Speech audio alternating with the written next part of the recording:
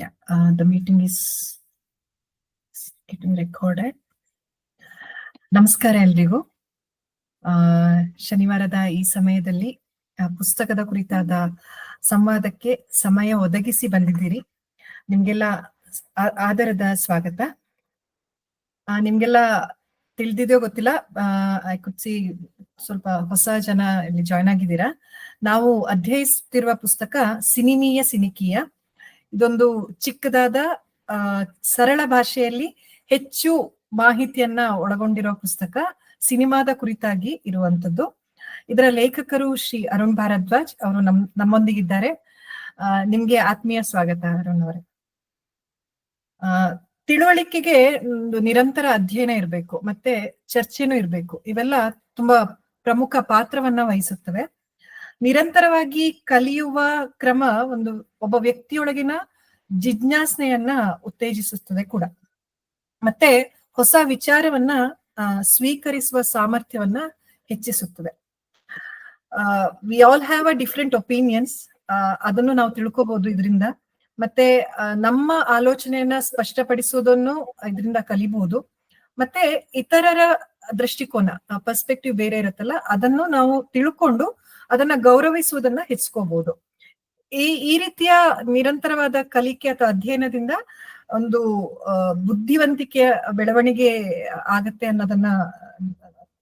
ಅನ್ನುವ ನಂಬಿಕೆ. ಹಾಗೆ ಈ ನಿರಂತರವಾದ ಚಿಂತನೆ, ಪ್ರಶ್ನೆ ಮತ್ತು ಸಂವಾದ, ಇದು ನಮ್ಮ ಜೀವನದ ಬೇರೆ ಬೇರೆ ಹಂತಗಳಲ್ಲಿ ನಮ್ಮನ್ನ ಒಂದು ಪ್ರಬುದ್ಧ ವ್ಯಕ್ತಿಯನ್ನಾಗಿ ರೂಪಿಸುವಲ್ಲಿ ಯಾವುದೇ ಸಂಶಯವಿಲ್ಲ.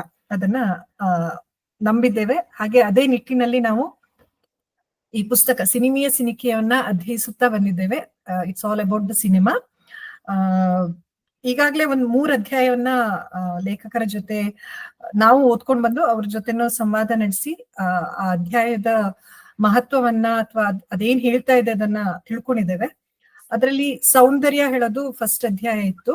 ಕಲೆಯಲ್ಲಿ ಮತ್ತೆ ಪ್ರಕೃತಿಯ ಸೌಂದರ್ಯವನ್ನ ಹೇಗೆ ತೋರಿಸ್ತಾರೆ, ಈ ತೋರಿಸಿರುವ ಸೌಂದರ್ಯದ ಆಸ್ವಾದನೆಯನ್ನ ಹೇಗ್ ಮಾಡ್ಬೇಕು, ಅದಕ್ಕೆ ಬೇಕಾದ ಕಲಾ ತತ್ವಗಳೇನು, ಅದರ ಸಾಮಾನ್ಯ ಜ್ಞಾನ ಇರ್ಬೋದು, ಕಲಾ ಪ್ರಕಾರಗಳ ಒಂದಿಷ್ಟು ನಿರ್ದಿಷ್ಟ ಜ್ಞಾನ ಇರ್ಬೋದು, ಇದೆಲ್ಲ ಕುರಿತಾಗಿ ಆ ಅಧ್ಯಾಯ ಹೇಳ್ತಾ ಇತ್ತು. ಅದು ಯಾದೇವಿ ಸರ್ವಭೂತೇಶು ಬ್ಯೂಟಿ ರೂಪೇಣ ಸಂಸ್ಥಿತ ಎಂಬ ಹಣೆ ಬರಹ ಇತ್ತು ಅದಕ್ಕೆ.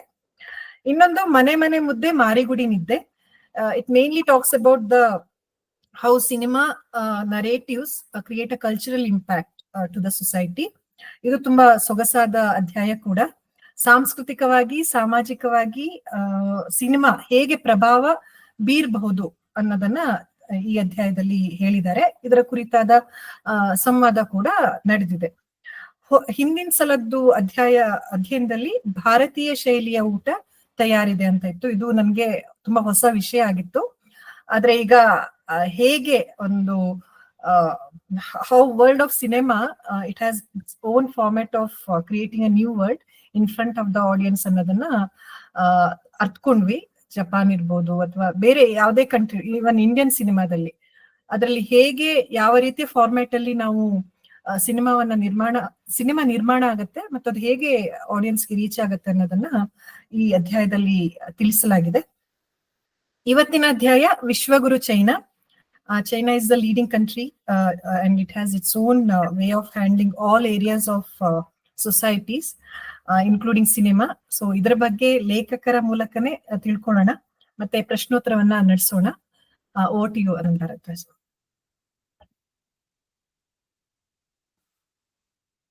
Thank you. ಕೇಳಿಸ್ತಾ ಇದೆ. ಇದು ವಿಶ್ವಗುರು ಚೈನಾ ಅಂದ್ರೆ ಇದು ಟೈಟಲ್ ಸ್ವಲ್ಪ ಒಂಥರ ಕ್ಲಿಕ್ ಬೈಟ್ ತರ ಇಟ್ಟಿರೋದು ಅದು, ಬಟ್ ಅದರಲ್ಲಿ ಸತ್ಯನೂ ಇದೆ. ಒಂದು ಚೈನಾದವರು 2049 ಅಂತ ಒಂದು ಪ್ಲಾನ್ ಹಾಕೊಂಡಿದ್ದಾರೆ. 2049ಗೆ ನಾವು ಇವತ್ತೇನ್ ಅಮೆರಿಕ ಯಾವ ಸ್ಥಿತಿಲಿದೆ ಅಂದ್ರೆ ವರ್ಲ್ಡ್ ಪಾಲಿಟಿಕ್ಸ್ ಅಲ್ಲಿ ಅಮೆರಿಕಕ್ಕೆ ಏನು ಬೆಲೆ ಇದೆ, ಅದನ್ನ ಚೈನಾ ಟೇಕ್ ಓವರ್ ಮಾಡಕ್ಕೆ ಅಂದ್ರೆ ದೊಡ್ಡಣ್ಣ ಆಗೋದಕ್ಕೆ ಎಲ್ಲಾ ರೀತಿ ತಯಾರಿ ಮಾಡ್ಕೊಂಡಿದ್ದಾರೆ ಅಂದ್ರೆ ಕೆಲಸ ಮಾಡ್ತಾ ಇದ್ದಾರೆ. ಅದಕ್ಕೊಂದು ಬ್ಲೂ ಪ್ರಿಂಟ್ ಇದೆ, ಅದಕ್ಕೆ ಏನೇನ್ ಮಾಡ್ಬೇಕು, ಎಲ್ಲೆಲ್ಲಿ ಸಾಧ್ಯ ಮಾಡ್ಬೇಕು ಅಲ್ಲೆಲ್ಲ ಎಕ್ಸಿಕ್ಯೂಟ್ ಮಾಡ್ತಾ ಇದಾರೆ ಪ್ಲಾನ್ಸ್ ನ.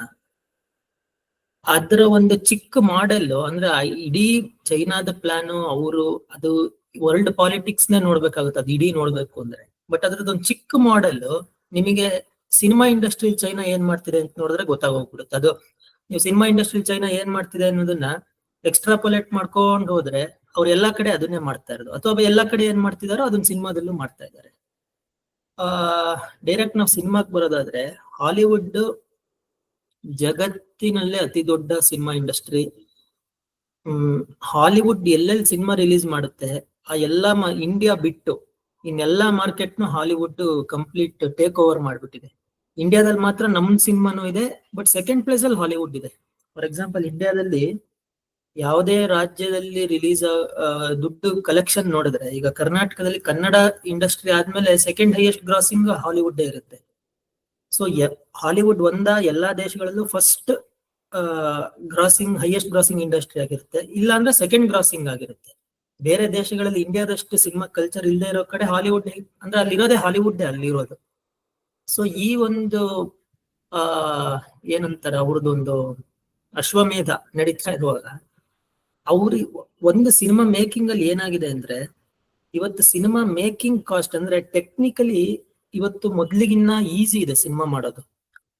ಆದ್ರೆ ಹಾಲಿವುಡ್ ತರದ ಸಿನಿಮಾಗಳು ಅದರ ಮೇಕಿಂಗ್ ಅಂದ್ರೆ ಒಟ್ಟು ಸಿನಿಮಾದ ಬಜೆಟ್ ಅದರ ಮೇಕಿಂಗ್ ಕಾಸ್ಟ್ ಗಿನ್ನ 5-6 ಪಟ್ಟು ಜಾಸ್ತಿ ಇರುತ್ತೆ. ಅಂದ್ರೆ ಸಿನಿಮಾ ತೆಗಿಯೋದಕ್ಕೆ 1 ಕೋಟಿ ಬೇಕು ಅಂದ್ರೆ ಆ ಸಿನಿಮಾ ಬಜೆಟ್ 10 ಕೋಟಿ ಇರುತ್ತೆ. ಯಾಕೆ ಅಂದ್ರೆ ಅದ್ರಲ್ಲಿರೋ ಸ್ಟಾರ್ ಗಳ ವ್ಯಾಲ್ಯೂ ತುಂಬಾ ಜಾಸ್ತಿ ಆಗ್ಬಿಟ್ಟಿದೆ.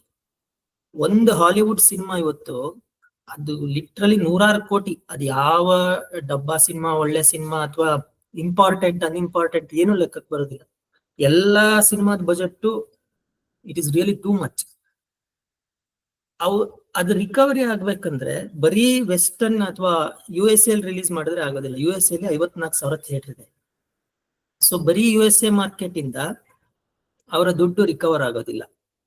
ಹಂಗಾಗಿ ಅವ್ರಿಗೆ ಏನಂದ್ರೆ ಮೇಜರ್ ಜಪಾನ್, ಇಂಡಿಯಾ, ಚೈನಾ ಈ ಮಾರ್ಕೆಟ್ ಬೇಕೇ ಬೇಕು ಅವ್ರಿಗೆ. ಅದಿಲ್ದಲೆ ಅವರ ಯಾವ ಸಿನಿಮಾನು ದುಡ್ಡು ರಿಕವರ್ ಆಗೋದ್ರೆ, ದುಡ್ಡು ರಿಕವರ್ ಇನ್ನೊಂದು ಹಾಲಿವುಡ್ ಸಸ್ಟೈನ್ ಆಗ್ಬೇಕು ಅಂದ್ರೆ ರಿಕವರಿಗಿನ್ನ ತುಂಬಾ ಲಾಭ ಮಾಡ್ಬೇಕು. ಯಾಕಂದ್ರೆ ಅವ್ರದ್ದು ಮರ್ಚೆಂಡೈಸ್, ಅದಕ್ಕೋಸ್ಕರ ಮರ್ಚೆಂಡೈಸ್ ಮಾಡ್ತಾರೆ, ಟೂರಿಸಂಗೆ ಸಪೋರ್ಟ್ ಮಾಡ್ತಾರೆ, ಈ ತರ 100 ವ್ಯವಹಾರ ಮಾಡ್ತಾರೆ. ಅದರಲ್ಲಿ ಅವತಾರ್ ಸಿನಿಮಾ ಬಂದಾಗ 2009 ಅಲ್ಲಿ ಅದು ಚೈನಾದಲ್ಲೂ ರಿಲೀಸ್ ಆಯ್ತು, ಎಲ್ಲ ಕಡೆ ರಿಲೀಸ್ ಆಯ್ತು. ಅವಾಗ ಅವರಿಗೆ ಚೈನಾದ ಮಾರ್ಕೆಟ್ ಅಂದಾಜಾಗಿತ್ತು, ಅಲ್ಲಿ ಅದು $100 ಕೋಟಿ ದುಡ್ಡು ಫಸ್ಟ್ ಅವತಾರ್ 2009 ಅಲ್ಲಿ ಬಂದಾಗ. ಸೊ ಅಂದ್ರೆ ಅವ್ರಿಗೆ ಹಾಲಿವುಡ್ಗೆ ಈಗ ಏನಾಯ್ತು ಅಂದ್ರೆ ಅವಾಗಿಂದ ತಮ್ಮ USA ಮಾರ್ಕೆಟ್ಗಿನ್ನ ಚೈನಾ ಮಾರ್ಕೆಟ್ ಇಂಪಾರ್ಟೆಂಟ್ ಅನ್ನೋದು ಗೊತ್ತಾಗೋಯ್ತು. ಯಾಕಂದ್ರೆ ಅಲ್ಲಿ ಬರೋಷ್ಟು ದುಡ್ಡು ಇನ್ನೆಲ್ಲೂ ಬರೋದಿಲ್ಲ. ಇಂಡಿಯಾದಲ್ಲೂ ಬರುತ್ತೆ, ಬಟ್ ಅದ್ ನಾನು ಆಮೇಲೆ ಹೇಳ್ತೀನಿ, ಇಂಡಿಯಾದ ಪ್ರಾಬ್ಲಮ್ಸ್ ಇದೆ. ಸೊ ಚೈನಾದ ಮಾರ್ಕೆಟ್ ನಮಗೆ ಬೇಕೇ ಬೇಕು ರಿಕವರಿಗೆ ಅಂತ ಅಮೆರಿಕ ಡಿಸೈಡ್ ಮಾಡ್ತು. ಆದ್ರೆ ಈ ಡಿಸಿಷನ್ ಅಲ್ಲಿ ಅಮೆರಿಕದ್ದೇನು ಅಥವಾ ಹಾಲಿವುಡ್ ಏನು ಫೈನಲ್ ಡಿಸಿಷನ್ ಅಲ್ಲ. ಯಾಕೆಂದ್ರೆ ಚೈನಾದಲ್ಲಿ ತುಂಬಾ ರೂಲ್ಸ್ ಇದೆ.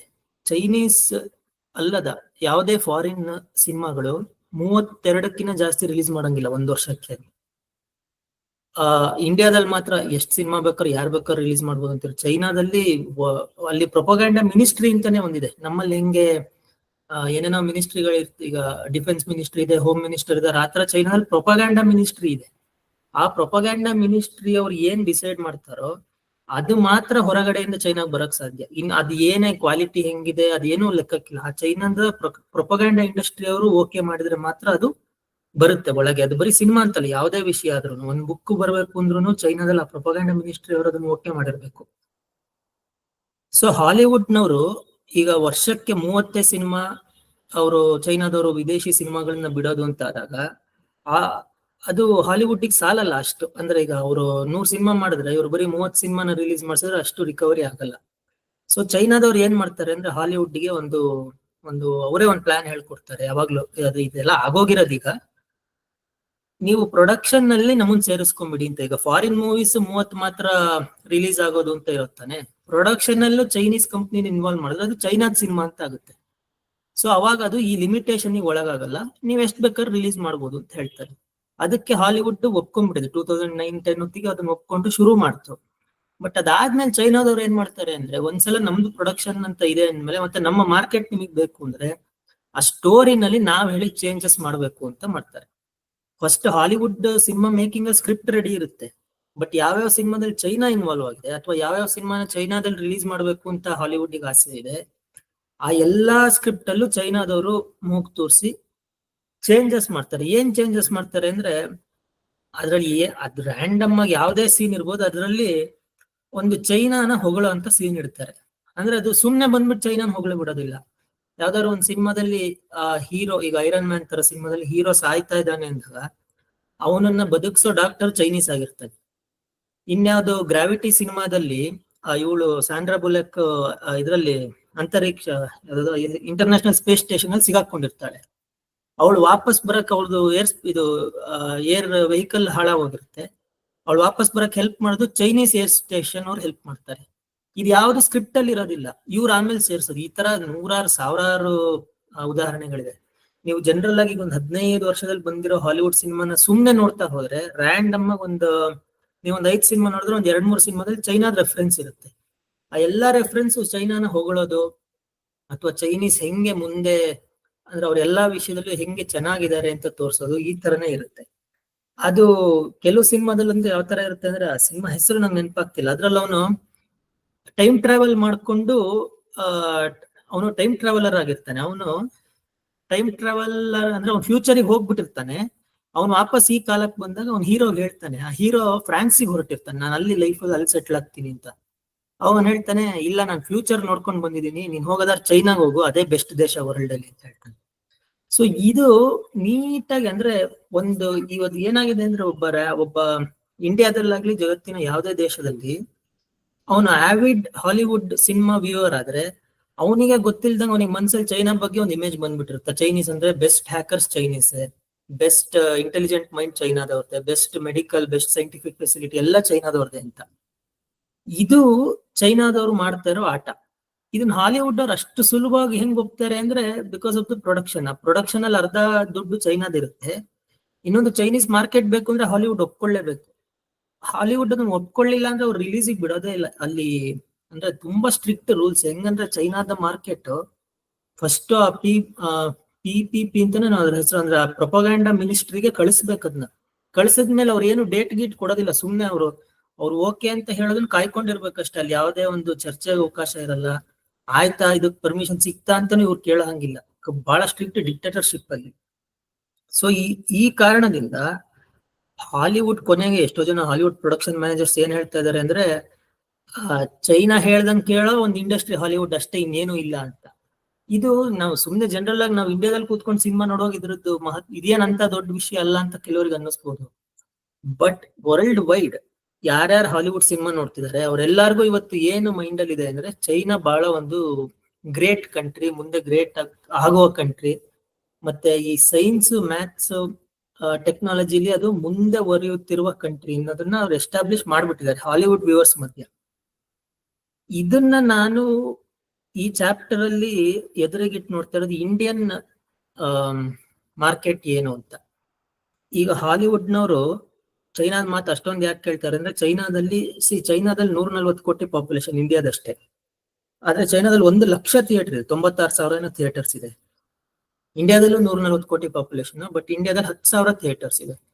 So Chinese market is 10 times bigger Dhan Indian market.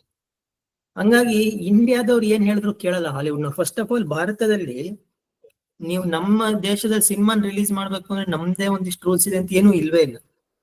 Generally Indian sensor board ಯಾವ್ದನ್ನ ಇಂಡಿಯಾದಲ್ಲಿ ಸೆನ್ಸರ್ ಮಾಡ್ತಾರೆ, ಫಾರ್ ಎಕ್ಸಾಂಪಲ್ ಈ ಅಡಲ್ಟ್ ಸೀನು ಅಥವಾ ಕೆಲವೊಂದು ಏನ್ CBFC ಏನ್ ರೂಲ್ ನಮ್ಮ ಭಾರತದ ಸಿನಿಮಾಗಳಿಗೆ ಅಪ್ಲೈ ಆಗುತ್ತೆ ಅಷ್ಟೇ ಅವರಿಗೂ ಅಪ್ಲೈ ಆಗಿದೆ, ಇನ್ನೇನು ಇಲ್ಲ.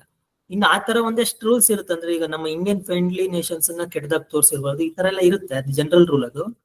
ಅದ್ ಭಾರತದ ಸಿನಿಮಾಗೆ ಏನು ಅಪ್ಲೈ ಆಗುತ್ತೋ ಅವರಿಗೂ ಅಷ್ಟೇ. ಅದ್ ಬಿಟ್ಟು ಇನ್ಯಾವ ರಿಸ್ಟ್ರಿಕ್ಷನ್ ಇಲ್ಲ. ಅಂದ್ರೆ ಚೈನಾದಲ್ಲಿ ಹೆಂಗೆ 30 ಸಿನಿಮಾ ಮಾತ್ರ ರಿಲೀಸ್ ಮಾಡಬಹುದು ಅಂತಿದೆ, ಆತರ ಏನೂ ರಿಸ್ಟ್ರಿಕ್ಷನ್ಸ್ ಇಲ್ಲ. ಹಿಂಗಾಗಿ ಏನಾಗುತ್ತೆ ಅಂದ್ರೆ, ಅಮೆರಿಕ ಆಗ್ಲಿ ಯಾವುದೇ ದೇಶದ ಸಿನಿಮಾ ಮೇಕರ್ಸ್ ಅವರು ಸ್ಕ್ರಿಪ್ಟ್ ಬರೆಯುವಾಗ ಹಿಡಿದು ಮತ್ತೆ ಶೂಟಿಂಗ್ ಮಾಡುವಾಗ ಅಥವಾ ಅದನ್ನ ರಿಲೀಸ್ ಟೈಮಲ್ಲಿ ರಿಲೀಸಿನ ಪ್ರಚಾರ ಮಾಡುವಾಗ ಕೂಡ ಚೈನಾದ ಭಯ ಇರುತ್ತೆ ಅವರಿಗೆ. ಅಂದ್ರೆ ನಾವು ಮಾಡೋ ಯಾವ ಕೆಲ್ಸಾನು ಚೈನಾನ ಪ್ರಿಕ್ ಮಾಡಬಾರ್ದು ಅವ್ರನ್ನ ಅಂತ ಒಂದು ಇರುತ್ತೆ ಅವರಿಗೆ. ಬಟ್ ಇಂಡಿಯಾ ಬಗ್ಗೆ ಆತರ ಏನು ಇಲ್ಲ. ಯಾಕಂದ್ರೆ ಇಂಡಿಯಾದವ್ರು ಏನು ಕೇಳಲ್ಲ, ಹೆಂಗ್ ಮಾಡಿದ್ರು ಒಂದೇ. ಇದಕ್ಕೊಂದು ಸಿಂಪಲ್ ಉದಾಹರಣೆ ಏನಂದ್ರೆ, ಪಿಕ್ಸೆಲ್ ಅಂತ ಒಂದು ಸಿನಿಮಾ ಬಂತು. ಅದರಲ್ಲಿ ಏಲಿಯನ್ಸ್ ಭೂಮಿ ಮೇಲೆ ಅಟ್ಯಾಕ್ ಮಾಡ್ತಾರೆ. ಸ್ಕ್ರಿಪ್ಟ್ ಅಲ್ಲಿ ಏನಿತ್ತು ಅಂದ್ರೆ aliens China great wall of China ಮೇಲೆ ಅಟ್ಯಾಕ್ ಮಾಡ್ತಾರೆ ಅಂತ ಸ್ಕ್ರಿಪ್ಟ್ ಅಲ್ಲಿ ಇತ್ತು.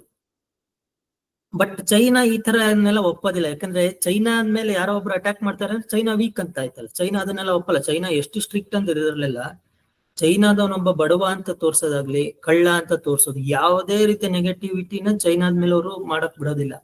ಬಟ್ ಇಂಡಿಯಾದಲ್ಲಿ ಈಗ ಸ್ಲಮ್ ಡಾಗ್ ಮೇಲೆ ಅಂತ ಇಂಡಿಯಾದ ಬಡತನದ ಮೇಲೆನೆ ಇಡೀ ಸಿನಿಮಾನೇ ಬಂತು. ಅದಕ್ಕೆ ನಮ್ಮಲ್ಲಿ ಏನು ಅಂತ ಅಫಿಷಿಯಲಿ ವಿರೋಧ ಬರಲಿಲ್ಲ, ಯಾರೋ ಒಂದಿಷ್ಟು ಜನ ಪ್ರತಿಭಟನೆ ಮಾಡಿದ್ರು ಅಷ್ಟೇ. ಸೊ ಈ ಪಿಕ್ಸೆಲ್ ಸಿನಿಮಾ ಬಂದಾಗ ಸ್ಕ್ರಿಪ್ಟ್ ಅಲ್ಲಿ ಚೈನಾ ವಾಲ್ ಮೇಲೆ ಅಟ್ಯಾಕ್ ಆಗುತ್ತೆ ಅಂತ ಇತ್ತು. ಬಟ್ ಅವ್ರು ಅದನ್ನ ಶೂಟ್ ಮಾಡ್ಲಿಲ್ಲ. ಯಾಕಂದ್ರೆ ಅವ್ರ ಮೀಟಿಂಗ್ ಅಲ್ಲೇ ಡಿಸೈಡ್ ಆಗುತ್ತೆ ಇದನ್ನ ಚೈನಾ ಅಲೋ ಮಾಡಲ್ಲ ಅಂತ ಅವ್ರಿಗೆ ಗೊತ್ತಾಯ್ತು. ಅದಕ್ಕೆ ಅವ್ರು ಏನ್ ಮಾಡಿದ್ರು ಅದನ್ನ ಚೇಂಜ್ ಮಾಡಿ ಅಂದ್ರೆ ಏಲಿಯನ್ಸ್ ತಾಜ್ ಮಹಲ್ ಅಟ್ಯಾಕ್ ಮಾಡ್ತಾರೆ ಅಂತ. ಆ ಸಿನಿಮಾ ಸೀನ್ ಅಲ್ಲಿ ಇದೆ ಅದು. ಅವ್ರು ಹುಡುಗ ಅಲ್ಲೇನೋ ನಿಂತ್ಕೊಂಡು ಸೆಲ್ಫಿ ತೆಕ್ಕೋತಾ ಇರ್ತಾರೆ, ತಾಜ್ ಮಹಲ್ ಮೇಲೆ ಅಟ್ಯಾಕ್ ಆಗುತ್ತೆ. ಆಮೇಲೆ ಸಿನಿಮಾ ಕತೆ ಮುಂದುವರಿಯುತ್ತೆ. ಅಂದ್ರೆ ಯಾವುದೇ ದೇಶಕ್ಕೂ ಭಾರತ ಏನಾದ್ರೂ ನಮಗ್ ತಕರಾರು ಮಾಡ್ಬೋದ ಅನ್ನೋ ಭಯ ಇಲ್ವೇ ಇಲ್ಲ. ಇಂಡಿಯಾನ ಎಷ್ಟು ಬೇಕಾದ್ರೂ ಕೆಟ್ಟದಾಗಿ ತೋರಿಸ್ಬೋದು, ಅಥವಾ ಇಂಡಿಯನ್ ಅನ್ನ ಒಬ್ಬ ವಿಲನ್ ಆಗಿ ತೋರಿಸ್ಬೋದು, ಇಂಡಿಯಾದ ಬಡತನ ತೋರಿಸ್ಬೋದು, ಇಂಡಿಯಾದ ಏನೇ ತೊಂದ್ರೆ ಭಾರತದಿದ್ರು ಅದನ್ನ ಅಂದ್ರೆ ಅದಕ್ಕೆ ಯೋಚನೆ ಮಾಡಲ್ಲ ಅವ್ರು. ಬೇಕಾದ್ರೆ ತೋರಿಸ್ತಾರೆ, ಇಲ್ದಿಲ್ಲ. ಬಟ್ ಚೈನಾ ವಿಷಯದಲ್ಲಿ ತುಂಬಾ ಕೇರ್ಫುಲ್ ಆಗಿರ್ತಾರೆ.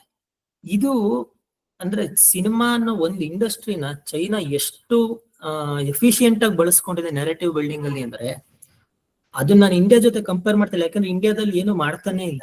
ಈಗ ನಾವು ಮಾಡ್ತಾ ಇದ್ದ ಅವರು ಮಾಡ್ತಾ ಇದ್ರೆ ನಮ್ದು ಕಡಿಮೆ ಅವ್ರದ್ದು ಜಾಸ್ತಿ ಹಿಂಗೇನೋ ಕಂಪೇರ್ ಮಾಡಬಹುದು. ಬಟ್ ನಮ್ದು ಏನು ಇಲ್ವೇ ಇಲ್ಲ.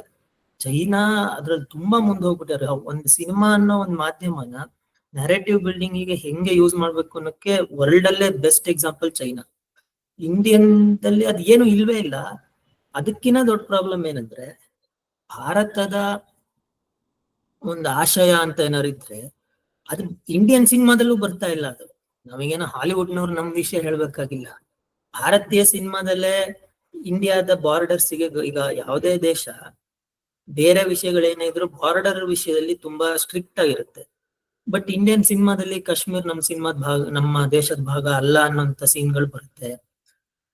ಎಲ್ಲ ಅಂದ್ರೆ ಇಂಡಿಯಾದ ಒಂದು ಸ್ಟೇಟ್ಗೆ ಒಂದು ಏನು ಉದ್ದೇಶ ಇದೆ ಅದಕ್ಕೆ ವಿರುದ್ಧವಾದ ಎಲ್ಲಾ ಅಂಶಗಳು ಇಂಡಿಯನ್ ಅಲ್ಲಿ ಇಲ್ಲಿ ಸಿನಿಮಾದಲ್ಲಿ ಬಂದಿದೆ.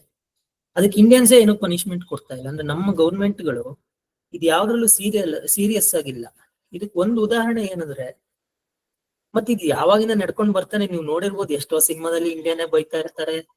ಈ ರಾಕ್ ಸ್ಟಾರ್ ಅಂತ ಒಂದ್ ಸಿನಿಮಾ ಬಂತು, ಅದರಲ್ಲಿ ಸದಾ ಹಕ್ ಅಂತ ಒಂದು ಹಾಡಿದೆ ರಣಬೀರ್ ಕಪೂರ್. ಸದಾ ಹಕ್ ಅಂದ್ರೆ ಮೈ ರೈಟ್ ಅಂತ ಅರ್ಥ. ಆ ಹಾಡಲ್ ಕೊನೆಗೆ ಸದಾ ಹಕ್ ಅಂತ ಅವನು ರಿಪೀಟೆಡ್ ಒಂದ್ 20 ಸಲ ಕೂಗ್ತಾನೆ. ಅವನು ಒಂದೊಂದ್ ಸಲ ಕೂಗುವಾಗ್ಲೂ ಒಂದೊಂದು ಗುಂಪು ಅವರ್ ರೈಟ್ ಅಂತ ಹೇಳೋ ಪ್ರತಿಭಟನೆಯ ಒಂದು ವಿಡಿಯೋ ಇದೆ. ಅದ್ರಲ್ಲಿ ಎಲ್ಲಾ ತರದ್ದು ತೋರಿಸಿದ್ದಾರೆ. ಅದ್ರಲ್ಲಿ ಒಂದು ಗುಂಪು ಫ್ರೀ ಟಿಬೆಟ್ ಅಂತ ಇಟ್ಕೊಂಡಿರುತ್ತೆ ಬೋರ್ಡ್. ಈ ತರ ಬ್ಯಾನರ್ ಇಟ್ಕೊಂಡಿರ್ತಾರೆ ಫ್ರೀ ಟಿಬೆಟ್ ಅಂತ. ಇದು ಇಂಡಿಯಾದ ಸಿನಿಮಾ, ಇಂಡಿಯಾದ ಒಳಗ್ ಮಾತ್ರ ಇಂಡಿಯನ್ ಮಾರ್ಕೆಟಿಗೋಸ್ಕರನೇ ಮಾಡಿದ್ದು. ಬಟ್ ಇಂಡಿಯಾದ ಸೆನ್ಸಾರ್ ಬೋರ್ಡ್ ಅಲ್ಲಿ ಡೈರೆಕ್ಟರ್ ನ ಕರೆದು ನೀನು ಈ ಸೀನ್ ತೆಗಿಬೇಕು ಅಂತ ಹೇಳಿದ್ರು. ಯಾಕೆ ಅಂದ್ರೆ ಚೈನಾಗೂ ಟಿಬೆಟ್ಗೂ ಇರೋದು, ನಾನು ಅದೆಲ್ಲ ಈಗ ಹೇಳಕ್ಕೋಲ್ಲ, ತುಂಬಾ ದೊಡ್ಡದಾಗುತ್ತೆ. ಚೈನಾ ಟಿಬೆಟ್ ಗೊತ್ತಾಗ್ತದೆ. ಟಿಬೆಟ್ ನ ಅವರು ಚೈನಾದವರು ಅಂದ್ರೆ ಒಂಥರ ಇನ್ನೇನ್ ಕಾನ್ಕರ್ ಮಾಡೋ ಇದ್ರಲ್ಲಿ ಇರ್ತಾರೆ. ಸೊ ಇಂಡಿಯನ್ ಸೆನ್ಸಾರ್ ಬೋರ್ಡ್ ಅವನಿಗೆ ಏನ್ ಹೇಳ್ತು ಅಂದ್ರೆ, India doesn't support the freedom of Tibet but we only support the autonomy of Tibet ಅಂತ ಹೇಳಿದ್ರು. ಅಂದ್ರೆ ನಿನ್ ಸಿನಿಮಾದಲ್ಲಿ ಫ್ರೀ ಟಿಬೆಟ್ ಅಂತ ತೋರ್ಸಿದ್ರೆ ಚೈನಾಕ್ಕೂ ನಮಿಗೂ ಸ್ವಲ್ಪ ಟಜಲ್ ಬಂದ್ರು ಬರ್ಬೋದು. ನೀನ್ ಅಟಾನಮಸ್ ಟಿಬೆಟ್ ಅಂತ ಏನಾದ್ರು ತೋರ್ಸು ಅಂತ ಹೇಳಿದ್ರು ಅವನಿಗೆ. ಅವ್ನು ಹೇಳ್ದ ಅಟಾನಮಸ್ ಆಫ್ ಟಿಬೆಟ್ ಅಂದ್ರೆ ಜನಕ್ಕೆ ಎಲ್ಲ ಅರ್ಥ ಆಗುತ್ತೆ ಅಂತ ಹೇಳಿ ಇಡೀ ಬ್ಯಾನರ್ನೇ ಬ್ಲರ್ ಮಾಡ್ಬಿಟ್ಟ. ಇವತ್ತು ನೀವು ಯೂಟ್ಯೂಬ್ ಅಲ್ಲಾಗ್ಲಿ ಆ ಸಿನಿಮಾ ಎಲ್ಲರೂ ಬಂದ್ರೆ ನೋಡಿದ್ರೆ ಸದಾ ಹಕ್ ಅಂತ ಅವ್ನು ಹೇಳ್ತಾ ಇರುವಾಗ ಹಿಂಗ್ ಬ್ಯಾನರ್ ಇಟ್ಕೊಂಡಿದ್ದಾರೆ, ಅದು ಬ್ಲರ್ ಆಗೋಗಿದೆ. ಅಲ್ಲಿ ಆಕ್ಚುಲಿ ಇರೋದು ಫ್ರೀ ಟಿಬೆಟ್ ಅಂತ. ಇಂಡಿಯನ್ ಸೆನ್ಸಾರ್ ಬೋರ್ಡ್ ಹೇಳಿದ್ದು ಫ್ರೀ ಟಿಬೆಟ್ ತೋರಿಸ್ಬೇಡಿ ಅಂತ. ಆದ್ರೆ ಅದೇ ಸಾಂಗಿನ ನೆಕ್ಸ್ಟ್ ಲೈನ್ ಅಲ್ಲಿ ಕಾಶ್ಮೀರಲ್ಲಿ ಸದಾ ಹಕ್ ಅಂತ ಹೇಳ್ತಿರೋ ಸೀನ್ ಇದೆ. ಪಂಜಾಬ್ ಅಲ್ಲಿ ನಿಹಾಂಗ್ಸ್ ಇರ್ತಾರಲ್ಲ, ಬ್ಲೂ ಕಲರ್ ಡ್ರೆಸ್ ಹಾಕೊಂಡು ಈ ಲಾಸ್ಟ್ ಇಯರ್ ಡೆಲ್ಲಿ ಇದು ನಮ್ಮ ರಾಷ್ಟ್ರ ಭವನದ ಮೇಲೆಲ್ಲ ಹತ್ತಿ ಫ್ಲಾಗ್ ಎಲ್ಲ ತೆಗ್ದಿದ್ರು ಅವರು ಸದಾ ಹಕ್ ಅಂತ ಹೇಳೋ ಸೀನ್ ಇದೆ ಇಂಡಿಯನ್ ಸಿನಿಮಾದಲ್ಲಿ. ಅದಕ್ಕೆ ಸೆನ್ಸರ್ ಬೋರ್ಡ್ ಅವ್ರು ಏನಿಲ್ಲ, ಅದು ಈಗಲೂ ಇದೆ ಯೂಟ್ಯೂಬ್ ಅಲ್ಲಿ ನೋಡ್ಬೋದು ನೀವು.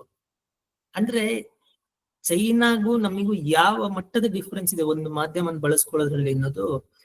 ಇದು ನಾನು ಒಂದೆರಡು ಉದಾಹರಣೆ ಅಷ್ಟೇ, ಈ ತರ ಸಾವಿರಾರು ಉದಾಹರಣೆ ಇದೆ. ಇಂಡಿಯಾದಲ್ಲಿ ಎಷ್ಟೋ ಸಿನಿಮಾದಲ್ಲಿ ಕಾಶ್ಮೀರ್ ನಮ್ದಲ್ಲ ಅಂತ ಡೈರೆಕ್ಟ್ ಆಗಿ ಇಂಡೈರೆಕ್ಟ್ ಆಗಿ ಹೇಳ್ತಾನೆ ಬರ್ತಾ ಇದಾರೆ. ಅದಲ್ದಲ್ಲೇ ಇನ್ ಬೇರೆ ಎಲ್ಲ ಈಗ ಟೆರರಿಸ್ಟ್ಗಳು ಒಳ್ಳೆಯವರು ಇದನ್ನೆಲ್ಲ ಹೇಳೋದಕ್ಕೆ ಅದು ತೀರಾ ಅದೀಗ ಯಾರಿಗೂ ಅದು ಇಶ್ಯೂನು ಅಲ್ಲ ಈಗ, ಆ ತರ ಆಗೋಗ್ಬಿಟ್ಟಿದೆ. ಸೊ ಸಿನಿಮಾನ ಮಾಧ್ಯಮನ ನೆರೆಟಿವ್ಗಾಗ್ಲಿ ಅಥವಾ ನಮ್ಮ ಆಶಯಕ್ಕೆ ಬಳಸ್ಕೊಳ್ಳೋದು ಯಾವ ಕೆಲ್ಸನೂ ಭಾರತ ಮಾಡ್ತಾ ಇಲ್ಲ. ಚೈನಾ ಅದನ್ನ ತುಂಬಾ ಅಂದ್ರೆ ತುಂಬಾ ಚೆನ್ನಾಗಿ ಮಾಡ್ತಾ ಇದೆ. ಮತ್ತೆ ಅದ್ ಮಾಡ್ತಾ ಇರೋದಕ್ಕೆ ಅವರು ಹಾಲಿವುಡ್ ಇಂದನೂ ವಿರೋಧ ಬರ್ತದೆ. ಸುಮ್ನೆ ಅವ್ರು ಹೇಳಿದ್ನೆಲ್ಲ ಅವ್ರೇನ್ ಕೇಳ್ತಾ ಇಲ್ಲ. ಬಟ್ ಚೈನಾ ಏನ್ ಮಾಡುತ್ತೆ ಅಂದ್ರೆ ತುಂಬಾ ಪ್ರೆಷರ್ ನಿರ್ಮಾಣ ಮಾಡ್ಬಿಡ್ತಾರೆ. ಅದು ಯಾಕೆಂದ್ರೆ ಇಷ್ಟು ವರ್ಷ ಅವರು ಬಿಲ್ಡ್ ಮಾಡಿರೋ ಎಕೋಸಿಸ್ಟಮ್ ಹೆಂಗಿದೆ ಅಂದ್ರೆ, ಯಾರೋ ಒಬ್ಬ ಸುಮ್ನೆ ವಿರೋಧ ಮಾಡಿದ್ರೆ ಹಾಲಿವುಡ್ ಅವನನ್ನೇ ಹೊರಗೆ ಹಾಕುತ್ತೆ ಹೊರತು ಚೈನಾನ ಬಿಡಕ್ ರೆಡಿ ಇಲ್ಲ. ಫಸ್ಟ್ ಆಫ್ ಆಲ್ ಮಾರ್ಕೆಟ್ ನ ಬಿಡಕ್ ರೆಡಿ ಇಲ್ಲ. ಇನ್ನೊಂದು, ಇಷ್ಟು ವರ್ಷದಲ್ಲಿ ಚೈನಾ ಮಾಡಿರೋ ಈ ಒಂಥರ ಸ್ಟೇಲ್ ಮೇಟ್ ಮಾಡಿ ಕೂತ್ಬಿಟ್ಟಿದ್ದಾರೆ ಎಲ್ಲಾರನ್ನೂ. ಅವರು ನೀವು ಅಲ್ಲಿ ಏನು ಮಾಡಕ್ಕಾಗಲ್ಲ, ಅವ್ರು ಹೇಳಿದ್ ಕೇಳ್ಬೇಕಷ್ಟೇ. ಆ ತರ ಮಾಡಿ ಅವರು ಇದನ್ನ ಮುಂದುವರಿಸ್ತಾ ಇದಾರೆ. ನೀವ್ ಯಾವ್ದೇ ಒಬ್ಬ ಈಗ ಇವನು ಅವನ ಹೆಸರು ನಂಗೆ ಮರ್ತೈತೆ, ಅವನೊಂದ್ಸಲ ಯಾವ್ದೋ ಒಂದು ತುಂಬಾ ಕ್ಯಾಶುವಲ್ ಇಂಟರ್ವ್ಯೂ ನಲ್ಲಿ ನನ್ನ ಸಿನಿಮಾ ನೋಡ್ತಿರೋ ಎಲ್ಲಾ ದೇಶದವರಿಗೂ ಥ್ಯಾಂಕ್ಸ್ ಅಂತ, ಈಗ ಇಂಡಿಯಾ ಪಾಕಿಸ್ತಾನ ಅಂತೆಲ್ಲ ಹೇಳ್ತಾ ಟಿಬೆಟ್ ಅಂತಾನು ಹೇಳ್ದ. ಟಿಬೆಟ್ ಅಂತ ಈಗ ನನ್ನ ಸಿನಿಮಾ ನೋಡ್ತಿರೋ ಎಲ್ಲಾ ದೇಶಗಳು ಅಂತ ಹೇಳುವಾಗ ಟಿಬೆಟ್ ಅಂತ ಹೇಳಿದ್ರೆ ಟಿಬೆಟ್ ಒಂದ್ ಸಪರೇಟ್ ದೇಶ ಅಂತ ಆಯ್ತಲ್ಲ. ಚೈನಾ ಅದನ್ನ ತಡ್ಕೊಳ್ಳೋದಿಲ್ಲ. ಅವನ ಮೇಲೆ ಎಂತ ಪ್ರೆಷರ್ ಬಂತು ಅಂದ್ರೆ, ಈಗಲೂ ಯೂಟ್ಯೂಬ್ ಅಲ್ಲಿ ಇದೆ ನೋಡಿ ವಿಡಿಯೋ. ಅವನು ಪರಿಪರಿಯಾಗಿ ಕ್ಷಮೆ ಕೇಳಿದಾನೆ ಚೈನಾಗ. ಅದು ಮ್ಯಾಂಡ್ರಿನ್ ಭಾಷೆಯಲ್ಲೇ ಕ್ಷಮೆ ಕೇಳಿದಾನೆ. ನಾನ್ ಬಾಯಿ ತಪ್ಪಿ ಟಿಬೆಟ್ ಹೇಳ್ಬಿಟ್ಟೆ, ಹಂಗಾಗಿ ನನ್ನ ಕ್ಷಮಿಸಿ ಅಂತ ಮ್ಯಾಂಡ್ರಿನ್ ಭಾಷೆಯಲ್ಲಿ ಕೇಳಿದಾನೆ. ಮತ್ ನೀವು ಆ ವಿಡಿಯೋ ನೋಡಿದ್ರೆ ಅವ್ನ್ ಯಾರೋ ಹಾಸ್ಟೇಜ್ ಇಟ್ಕೊಂಡ್ಯಾರ, ಮುಂದೆ ಗನ್ ಇಟ್ಕೊಂಡ್ಯಾರೇನೋ ಅನ್ಸ್ಬೇಕು, ಅಷ್ಟು ಗಾಬರಿ ಇದೆ ಅವ್ನ ಮುಖದಲ್ಲಿ. ಇದು ಚೈನಾ ಏನು ಗನ್ ಇಟ್ಕೊಂಡು ಹೆದರ್ಸ್ತಾ ಇಲ್ಲ, ಬಟ್ ಅವ್ರು ನಿರ್ಮಾಣ ಮಾಡಿರೋ ಎಕೋಸಿಸ್ಟಮ್ ಹೆಂಗಿದೆ ಅಂದ್ರೆ ಅಷ್ಟು ಪ್ರೆಷರ್ ಉಂಟು ಮಾಡುತ್ತೆ. ಇದಕ್ಕೆ ಇನ್ನೊಂದು ಉದಾಹರಣೆ ಕೊಟ್ಟು ನಾನು ಮಾತು ನಿಲ್ಲಿಸ್ತೀನಿ, ಆಮೇಲೆ ಪ್ರಶ್ನೆ ಹೋಗೋಣ. ಇದು ಬರೀ ಸಿನಿಮಾ ಅಂತಲ್ಲ, ನಾವು ಸಿನಿಮಾದ್ದು ಒಂದ್ ವಿಷಯ ಇದು ಯಾಕೆ ಇಷ್ಟು ದೊಡ್ಡದು ಅನ್ಸ್ಬೋದು, ಆದ್ರೆ ಬೇರೆ ಕ್ಷೇತ್ರದಲ್ಲಿ ಏನ್ ಮಾಡ್ತಾರೋ ಅದನ್ನೇ ಸಿನಿಮಾದಲ್ಲೂ ಮಾಡೋದು. ಭಾರತನೂ ಅಷ್ಟೇ, ಸಿನಿಮಾದಲ್ಲಿ ಏನು ಮಾಡ್ತಿಲ್ಲ ಅಂದ್ರೆ ಬೇರೆ ಕಡೆನೂ ಏನು ಮಾಡ್ತಿಲ್ಲ. ಯಾಕೆಂದ್ರೆ ಟೊಯೋಟೋ ಕಂಪ್ನಿಯವರು, ಯಾವ್ದೋ ಒಂದು ಕಾರ್ ಮ್ಯಾನುಫ್ಯಾಕ್ಚರಿಂಗ್ ಕಂಪ್ನಿಯವರು ಒಂದ್ಸಲ ಅವ್ರ ವೆಬ್ಸೈಟ್ ಅಲ್ಲಿ ಲಿಸ್ಟ್ ಅನ್ನ ಹಾಕಿದ್ರು, ನಾವ್ ಯಾವ್ಯಾವ ದೇಶದಲ್ಲಿ ಆಪರೇಟ್ ಮಾಡ್ತಾ ಇದೀವಿ ಅಂತ. ಅದ್ರಲ್ಲೂ ಅವ್ರು ಟಿಬೆಟ್ ಹಾಕಿದ್ರು, ಟಿಬೆಟ್ ಅಥವಾ ಹಾಂಗ್ಕಾಂಗ್ ಎರಡರಲ್ಲೊಂದು ಹಾಕಿದ್ರು. ಇಮಿಡಿಯೇಟ್ ಆಗಿ ಚೈನಾ ಪ್ರೆಷರ್ ತಂದು ಅದನ್ನ ಟೇಕ್ ಡೌನ್ ಮಾಡಿಸಿದ್ರು. ನೀವು ಟಿಬೆಟ್ ಅನ್ನ ಸಪರೇಟ್ ದೇಶ ಅಂತ ಹೇಳಂಗಿಲ್ಲ, ಹಂಗ ಹೇಳಾದ್ರೆ ನಾವು ಚೈನಾ ಮಾರ್ಕೆಟಿಂಗ್ ನಿಮ್ ಕಾರ್ ಬರಕ್ಕೆ ಬಿಡಲ್ಲ ಅಂತ ಇಮಿಡಿಯೇಟ್ ಆಗಿ ತೆಗೆದ್ರು. ಈಗ್ಲೂ ಇಲ್ಲ ವೆಬ್ಸೈಟ್ ಅಲ್ಲಿ ಅದು. ಬಟ್ ಇಂಡಿಯಾದಲ್ಲಿ ಏನಾಗುತ್ತೆ ಅಂದ್ರೆ, ಪಾಕಿಸ್ತಾನದ Toyota company, Pakistani branch of Toyota company, Kashmir is Pakistan ಇದು ಅಸೆಟ್ ಅಂತ ಅಫಿಷಿಯಲ್ ವೆಬ್ಸೈಟ್ ಅಲ್ಲಿ ಹಾಕಿದ್ರು. ಭಾರತ ಸರ್ಕಾರ ಏನೂ ಮಾಡ್ಲಿಲ್ಲ.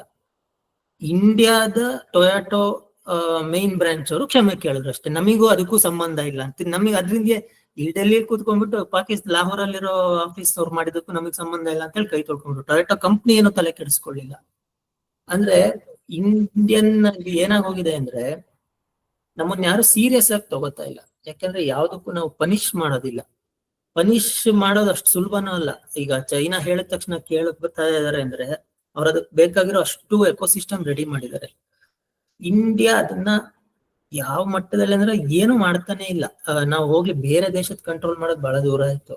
ಇಂಡಿಯಾದ ಒಳಗಡೆ ಬರ್ತಾ ಇರೋ ಆಂಟಿ ಇಂಡಿಯನ್ ನರೇಷನ್ ಇಂಡಿಯಾಕ್ ತಡಿಯಕ್ ಆಗ್ತಾ ಇಲ್ಲ. ಇದು ಆ ಹೋಲ್ ಚಾಪ್ಟರ್ ನ ಪಾಯಿಂಟ್. ನೀವು ಚೈನಾದ್ದು ಏನೇನ್ ಮಾಡ್ತಿದೆ ಹಾಲಿವುಡ್ ಅಲ್ಲಿ ಅನ್ನಕ್ ನಾನು ಬುಕ್ ಅಲ್ಲಿ ಒಂದಿಷ್ಟು ರೆಫರೆನ್ಸ್ ಕೊಡ್ತೀನಿ. ಆ ಸೋರ್ಸಿಗೆ ಹೋಗಿ ನೋಡಿದ್ರೆ ಅದು ಉದಾಹರಣೆ ಕೊಟ್ಟು ಮುಗ್ಸಕ್ಕಲ್ಲ, ಅಷ್ಟು ನೂರಾರು ಉದಾಹರಣೆಗಳಿದೆ. ಸೊ ಇದು ಸಿನಿಮಾನ ಇಷ್ಟು ಚೆನ್ನಾಗಿ ಪಾಲಿಟಿಕ್ಸ್, ಆಮೇಲೆ ಅವರು ಯಾವ್ದೋ ಒಂದು ಹೊಸ ಇಂಡಸ್ಟ್ರಿನ ಹೋಗಿ ಬುಲ್ಲಿ ಮಾಡ್ತಾರಲ್ಲ. ಹಾಲಿವುಡ್ ಅಂದ್ರೆ ಅದು ಸುಮ್ನೆ ಒಂದು ಸಿನಿಮಾ ಇಂಡಸ್ಟ್ರಿ ಅಲ್ಲ, ಅದು ಅಮೆರಿಕನ್ ಸಿಸ್ಟಮಿನ ಪಾರ್ಟ್. ಅದು ಅಮೆರಿಕದಲ್ಲಿ ಹೆಂಗ್ ಮಿಲಿಟರಿ ಇದೆ, ಅಮೆರಿಕದಲ್ಲಿ ಹೆಂಗೆ FDA ಇದೆ, ಹಂಗೆ ಹಾಲಿವುಡ್ ಅನ್ನೋ ತಮಾಷೆ. ಸುಮ್ನೆ ಹೋಗ್ಬಿಟ್ಟು ಯಾರೋ ಬುಲಿ ಮಾಡ್ಬಿಟ್ರೆ ಹೆದರ್ಕೊಳ್ಳೋ ಅಂತ ಸಂಸ್ಥೆ ಅಲ್ಲ ಅದು. ಅಷ್ಟು ದೊಡ್ಡ ಅಂದ್ರೆ ಒಂದು ಅಮೆರಿಕದ ಪೊಲೀಸ್ ವ್ಯವಸ್ಥೆನ ಒಬ್ಬ ಕೈಯಲ್ಲಿ ಇಟ್ಕೊಂಡ್ರೆ ಹೆಂಗಿರುತ್ತೆ, ಆ ತರ ಹಾಲಿವುಡ್ ನ ಚೈನಾ ಇಟ್ಕೊಂಡಿದ್ದಾರೆ. ಇದು ಈ ಚಾಪ್ಟರ್ ನ ಕಂಟೆಂಟ್. ಸೊ ಇದ್ರ ಬಗ್ಗೆ ಏನೇನಾದ್ರು ಕೇಳೋದಿದೆ? ತುಂಬಾ ಚೆನ್ನಾಗಿ ಅಧ್ಯಾಯದ ಜಿಸ್ಟ್ ಕೊಟ್ಟಿದ್ದೀರಾ. ಯಾರು ಇದು ಓದ್ಕೊಂಡ್ ಬಂದ ಅಥವಾ ಇದ್ರೆ ಈಗ ಹೇಳಿದ ಮಾಹಿತಿ ಮೇಲೆ ಏನಾದ್ರು ಕ್ವಶನ್ ಇದ್ರೆ ಕೇಳಿ.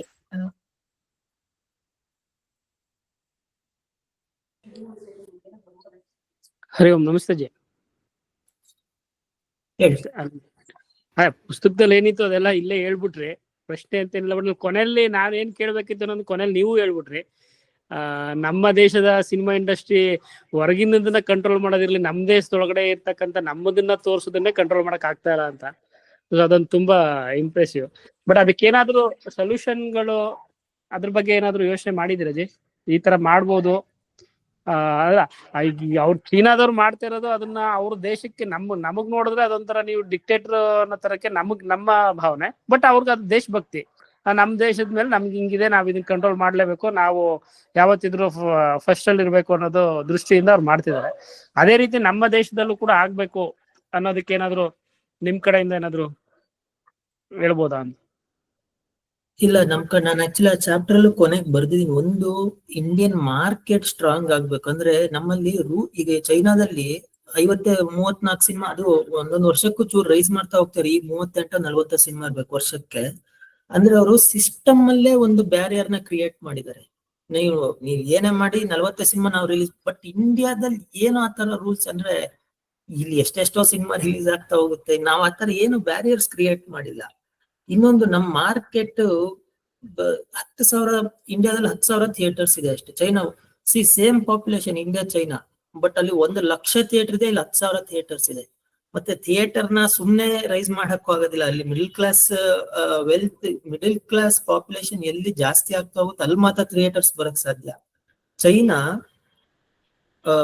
ಈ 20-50 ವರ್ಷದ ಇದೆಲ್ಲ ಪಕ್ಕ ಡೇಟಾ ಇರೋದು, ಅತಿ ಹೆಚ್ಚು ಜನಸಂಖ್ಯೆ ವರ್ಲ್ಡ್ ಹಿಸ್ಟ್ರಿನಲ್ಲೇ, ಬರೀ ಈಗಿರೋ ಜಗತ್ತಲ್ಲ, ವರ್ಲ್ಡ್ ಹಿಸ್ಟ್ರಿನಲ್ಲೇನೆ ಅತಿ ಹೆಚ್ಚು ಜನರನ್ನ ಲೋ ಕ್ಲಾಸ್ ಇಂದ ಮಿಡಲ್ ಕ್ಲಾಸ್ ತಂದಿದ್ದಾರೆ ಚೈನಾದವರು, ಬಿಕಾಸ್ ಆಫ್ ಮ್ಯಾನುಫ್ಯಾಕ್ಚರಿಂಗ್.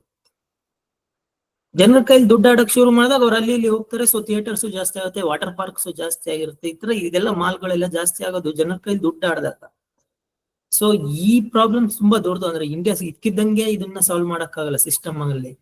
ಬಟ್ ಎರಡನೇದು ಇದೆಯಲ್ಲ, ಅಂದ್ರೆ ನಮ್ಮ ಒಳಗೆ ನಮ್ದು ಭಾರತ ವಿರೋಧಿ ಸಿನಿಮಾ ಬಂದ್ರು ಏನೋ ಮಾಡ್ತಿಲ್ಲ ಅನ್ನೋದು, ಅದನ್ನ ಇಂಡಿಯಾದವ್ರು ತುಂಬಾ ಸೀರಿಯಸ್ ಆಗಿ ಸ್ಟೆಪ್ಸ್ ಆತರ ಮಾಡಿದವ್ರನ್ನ ಪನಿಷ್ ಮಾಡ್ಬೇಕು. ಇಲ್ಲಿ ಪನಿಷ್ಮೆಂಟ್ ಅನ್ನೋ ಅದೇನ್ ಆ ಕಾನ್ಸೆಪ್ಟೇ ಇಲ್ದಂಗ ಆಗ್ಬಿಟ್ಟಿದೆ. ಈಗ ಬಜರಂಗಿ ಭಾಯ್ಜಾನ್ ಸಿನಿಮಾದಲ್ಲಿ ಅವನು ಒಂದ್ ಮಗುವನ್ನ ಕರ್ಕೊಂಡು ಪಾಕಿಸ್ತಾನಕ್ಕೆ ಹೋಗ್ತಾನೆ, ಅಲ್ಲಿ ಬಿಟ್ಟು ಬರುತ್ತೆ. ಅವಳು ತಪ್ಪಿಸ್ಕೊಂಡೇನೋ ಬಂದಿರ್ತಾಳೆ. ಅಲ್ಲಿ ಅವ್ನು ಹೋದಾಗ ಅವಳ ಮನೆ ಫೋಟೋ ತೋರಿಸ್ಬಿಟ್ಟು ಇಲ್ಲಿ ಕರ್ಕೊಂಡು ಹೋಗ್ಬೇಕು ಈ ಹುಡುಗಿನ ಅಂತ ಹೇಳ್ತಾನೆ. ಅವಾಗ ಅಲ್ಲಿರೋನು ಪಾಕಿಸ್ತಾನದವನು ಹೇಳ್ತಾನೆ, ಓ ಇದು ಕಾಶ್ಮೀರಲ್ಲಿ ಇದೆ, ಈ ಊರಲ್ಲಿ ಇಲ್ಲ ಅಂತಾನೆ. ಅವಾಗ ಸಲ್ಮಾನ್ ಖಾನ್, ಓ ಹೌದಾ, ಹಂಗಾರೆ ವಾಪಸ್ ಭಾರತಕ್ಕೆ ಹೋಗ್ಬೇಕಾ ಅಂತಾನೆ. ಅವನು ಇಲ್ಲ ಇಲ್ಲ, ನಮ್ಮ ಹತ್ರನು ಸ್ವಲ್ಪ ಕಾಶ್ಮೀರ ಇದೆಯಲ್ಲ, ಅದನ್ನ ನಾನು ಹೇಳ್ತಿರೋದು ಅಂತ ಹೇಳಿ. ಇದೇ ಭಾರತದ ಭಾಗನ ಇಷ್ಟು ಈಸಿ. ಆ ಸಿನಿಮಾ 1,1,4 ಕೋಟಿ ದುಡಿತು ಇಂಡಿಯಾದಲ್ಲಿ. ಬಿಗ್ಗೆಸ್ಟ್ ಗ್ರಾಸ್, ಪ್ರಾಬ್ಲಿ ಟಾಪ್ 5 ಅಲ್ಲೇನೋ ಬರುತ್ತೆ ಬಜರಂಗಿ ಭಾಯ್ಜಾನ್. ಸಿನಿಮಾ ಚೆನ್ನಾಗಿದೆ ಅದು. ನಾವು ಬರೀ ಪೊಲಿಟಿಕಲ್ ಆಗಿ ನೋಡಿ ಜನ ಯಾಕೆ ನೋಡಿದ್ರು ಅಂತ ಹೇಳಕ್ ಬರಲ್ಲ, ಯಾಕಂದ್ರೆ ಸಿನಿಮಾ ಚೆನ್ನಾಗಿದೆ, ಜನ ನೋಡ್ತಾರೆ. ಸರ್ಕಾರ ಏನ್ ಮಾಡ್ತಾ ಇದೆ, ಈ ತರ ಇದೊಂದು ಡೈಲಾಗ್ ಕಟ್ ಮಾಡಿಸ್ಬೋದಿತ್ತು. ಯಾಕಂದ್ರೆ ಸೆನ್ಸಾರ್ ಬೋರ್ಡ್ಗೆ ಹೋಗೇ ತಾನೆ ಸಿನಿಮಾಗಳು ಬರೋದು. ಚೈನಾದಲ್ಲಿ ಆ ಪ್ರೊಪಗಂಡಾ ಮಿನಿಸ್ಟ್ರಿ ಅವರು ಇದು ಡೈರೆಕ್ಟ್ ರೆಫರೆನ್ಸ್ ಇದು ಕಾಶ್ಮೀರ ಅನ್ನೋದು. ಚೈನಾದಲ್ಲಿ ಹಂಗಲ್ಲ, ಇಂಡೈರೆಕ್ಟ್ ಆಗಿ ನೀವು ಏನೇನೋ ಮಾಡ್ಬಿಟ್ಟು ಟಿಬೆಟ್ ಅಂತ ಹೆಸರು ತಂದ್ರು ಕಟ್ ಮಾಡಿಸ್ತಾರೆ. ಅಲ್ಲಿ ಎಲ್ಲೋ ಒಂದು ಫೋಟೋ, ಈ ಮಿಷನ್ ಇಂಪಾಸಿಬಲ್ ಲೇಟೆಸ್ಟ್ ಬಂದಾಗ, ಮೊನ್ನೆ ಬಂತಲ್ಲ ಅದ್ರಲ್ಲ, ಅದ್ರ ಹಿಂದಿನ ಬಂದಾಗ ಅವನೊಂದು ಜಾಕೆಟ್ ಹಾಕೊಂಡಿರ್ತಾನೆ, ಅದ್ರಲ್ಲಿ ಎಲ್ಲಾ ದೇಶದ ಫ್ಲಾಗ್ ಇರುತ್ತೆ. ಅದ್ರಲ್ಲಿ ಟಿಬೆಟ್ ಫ್ಲಾಗ್ ಇತ್ತು ಅಂತ ಆ ಜಾಕೆಟ್ ಚೇಂಜ್ ಮಾಡ್ಸಿದ್ರು ಅವರು. ಅದ್ ಯಾರಿಗೂ ಕಾಣದೇ ಇಲ್ಲ. ಆಕ್ಚುಲಿ ನೀವು ಹುಡುಕಾಡ್ಬೇಕು ಟಿಬೆಟ್ ಫ್ಲಾಗ್ ಎಷ್ಟ್ ಜನಕ್ಕೆ ಗೊತ್ತಿರುತ್ತೆ? ಸಿನಿಮಾ ನೋಡಿದ್ರೆ ಯಾರಿಗೂ ಗೊತ್ತೇ ಆಗಲ್ಲ. ಆದ್ರೆ ಅವ್ರು ಅದನ್ನ ಹುಡುಕಿ ಆ ಫ್ಲಾಗ್ ಇರೋ ಜಾಕೆಟ್ ಇರೋ ಸೀನ್ ಅನ್ನ delete ಮಾಡ್ಸಿದ್ರು.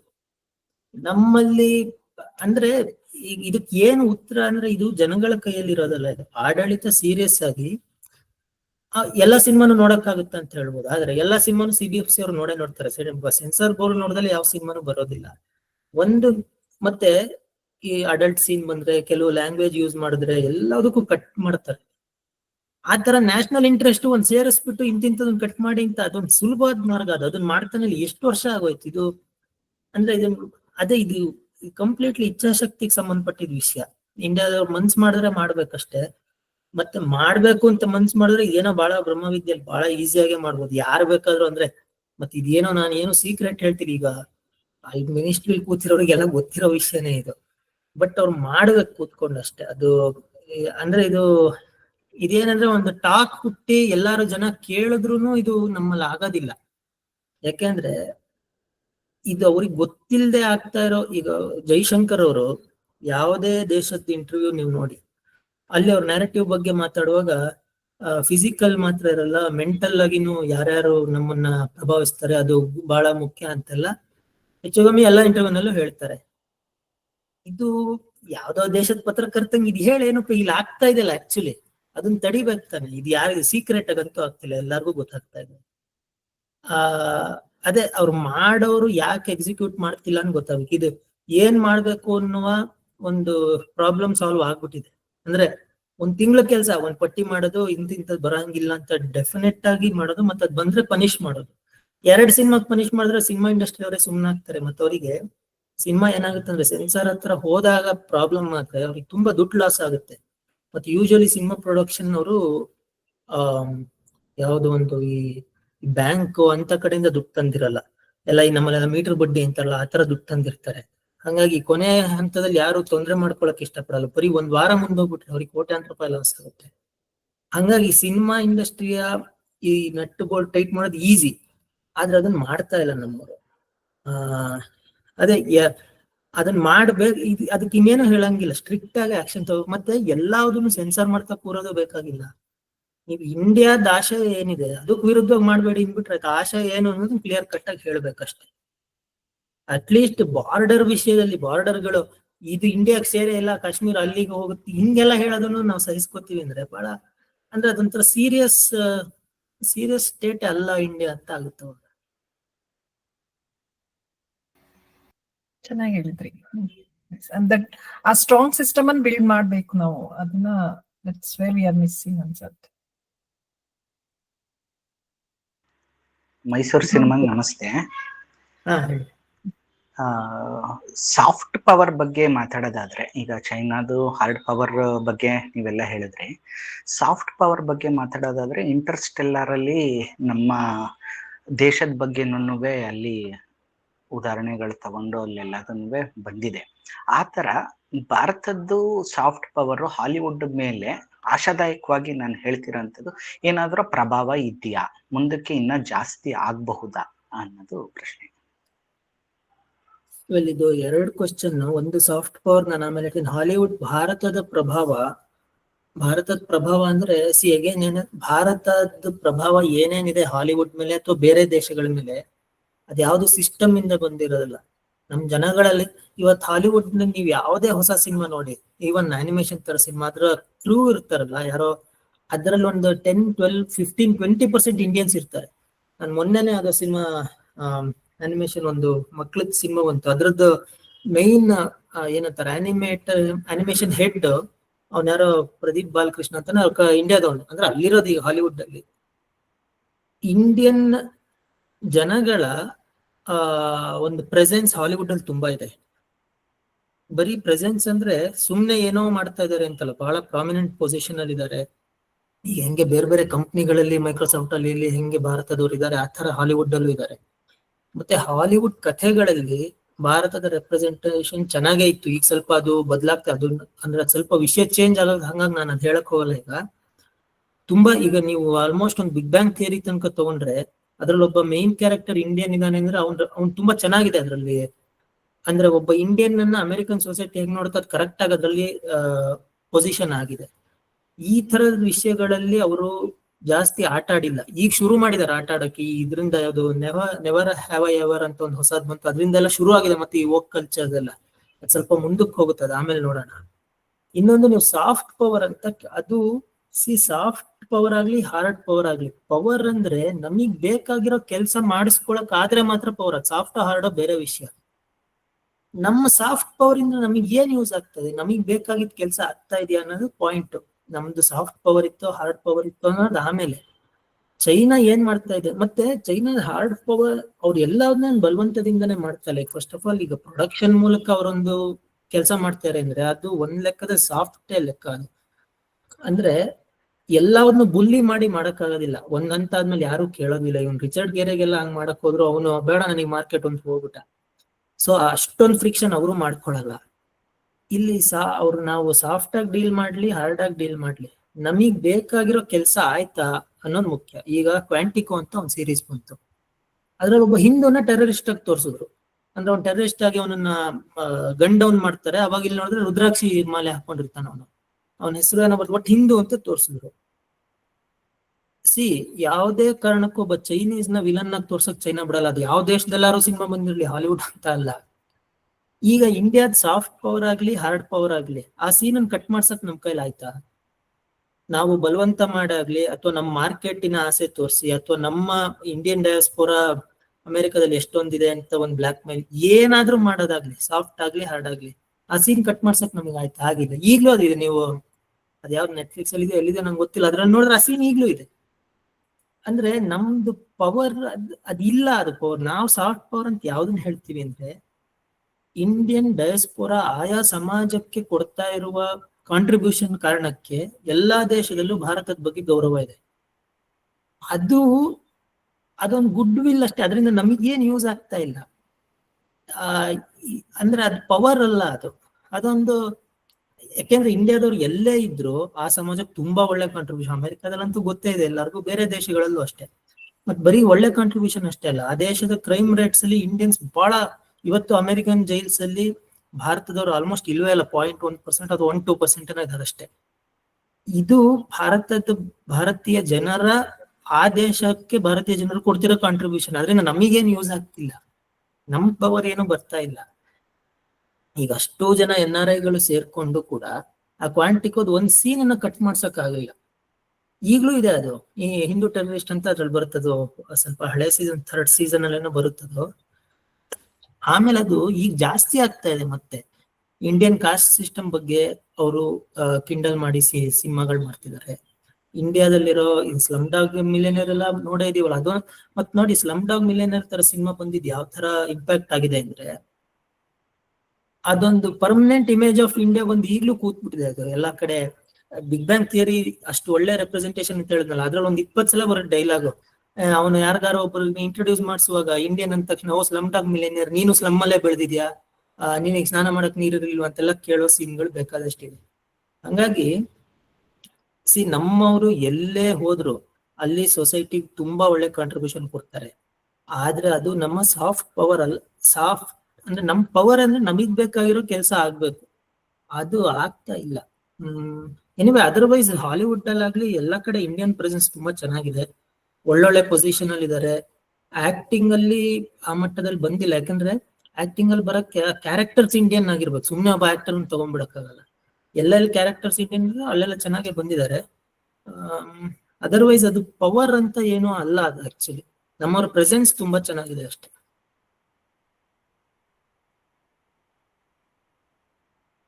But over the year power convert ಆಗ್ಬೋದಾ ಅಂತ ತರದ್ದು? ಓವರ್ ದ ಇಯರ್ ಆಗಲ್ಲ, ಯಾಕೆಂದ್ರೆ ಈಗ ಸೆಕೆಂಡ್ ಜನರೇಷನ್ ಯಾರು NRIs ಇದಾರೆ ಅವರು NRIಗಳಲ್ಲ, ಒರಿಜಿನ್ ಆಫ್ ಏನದು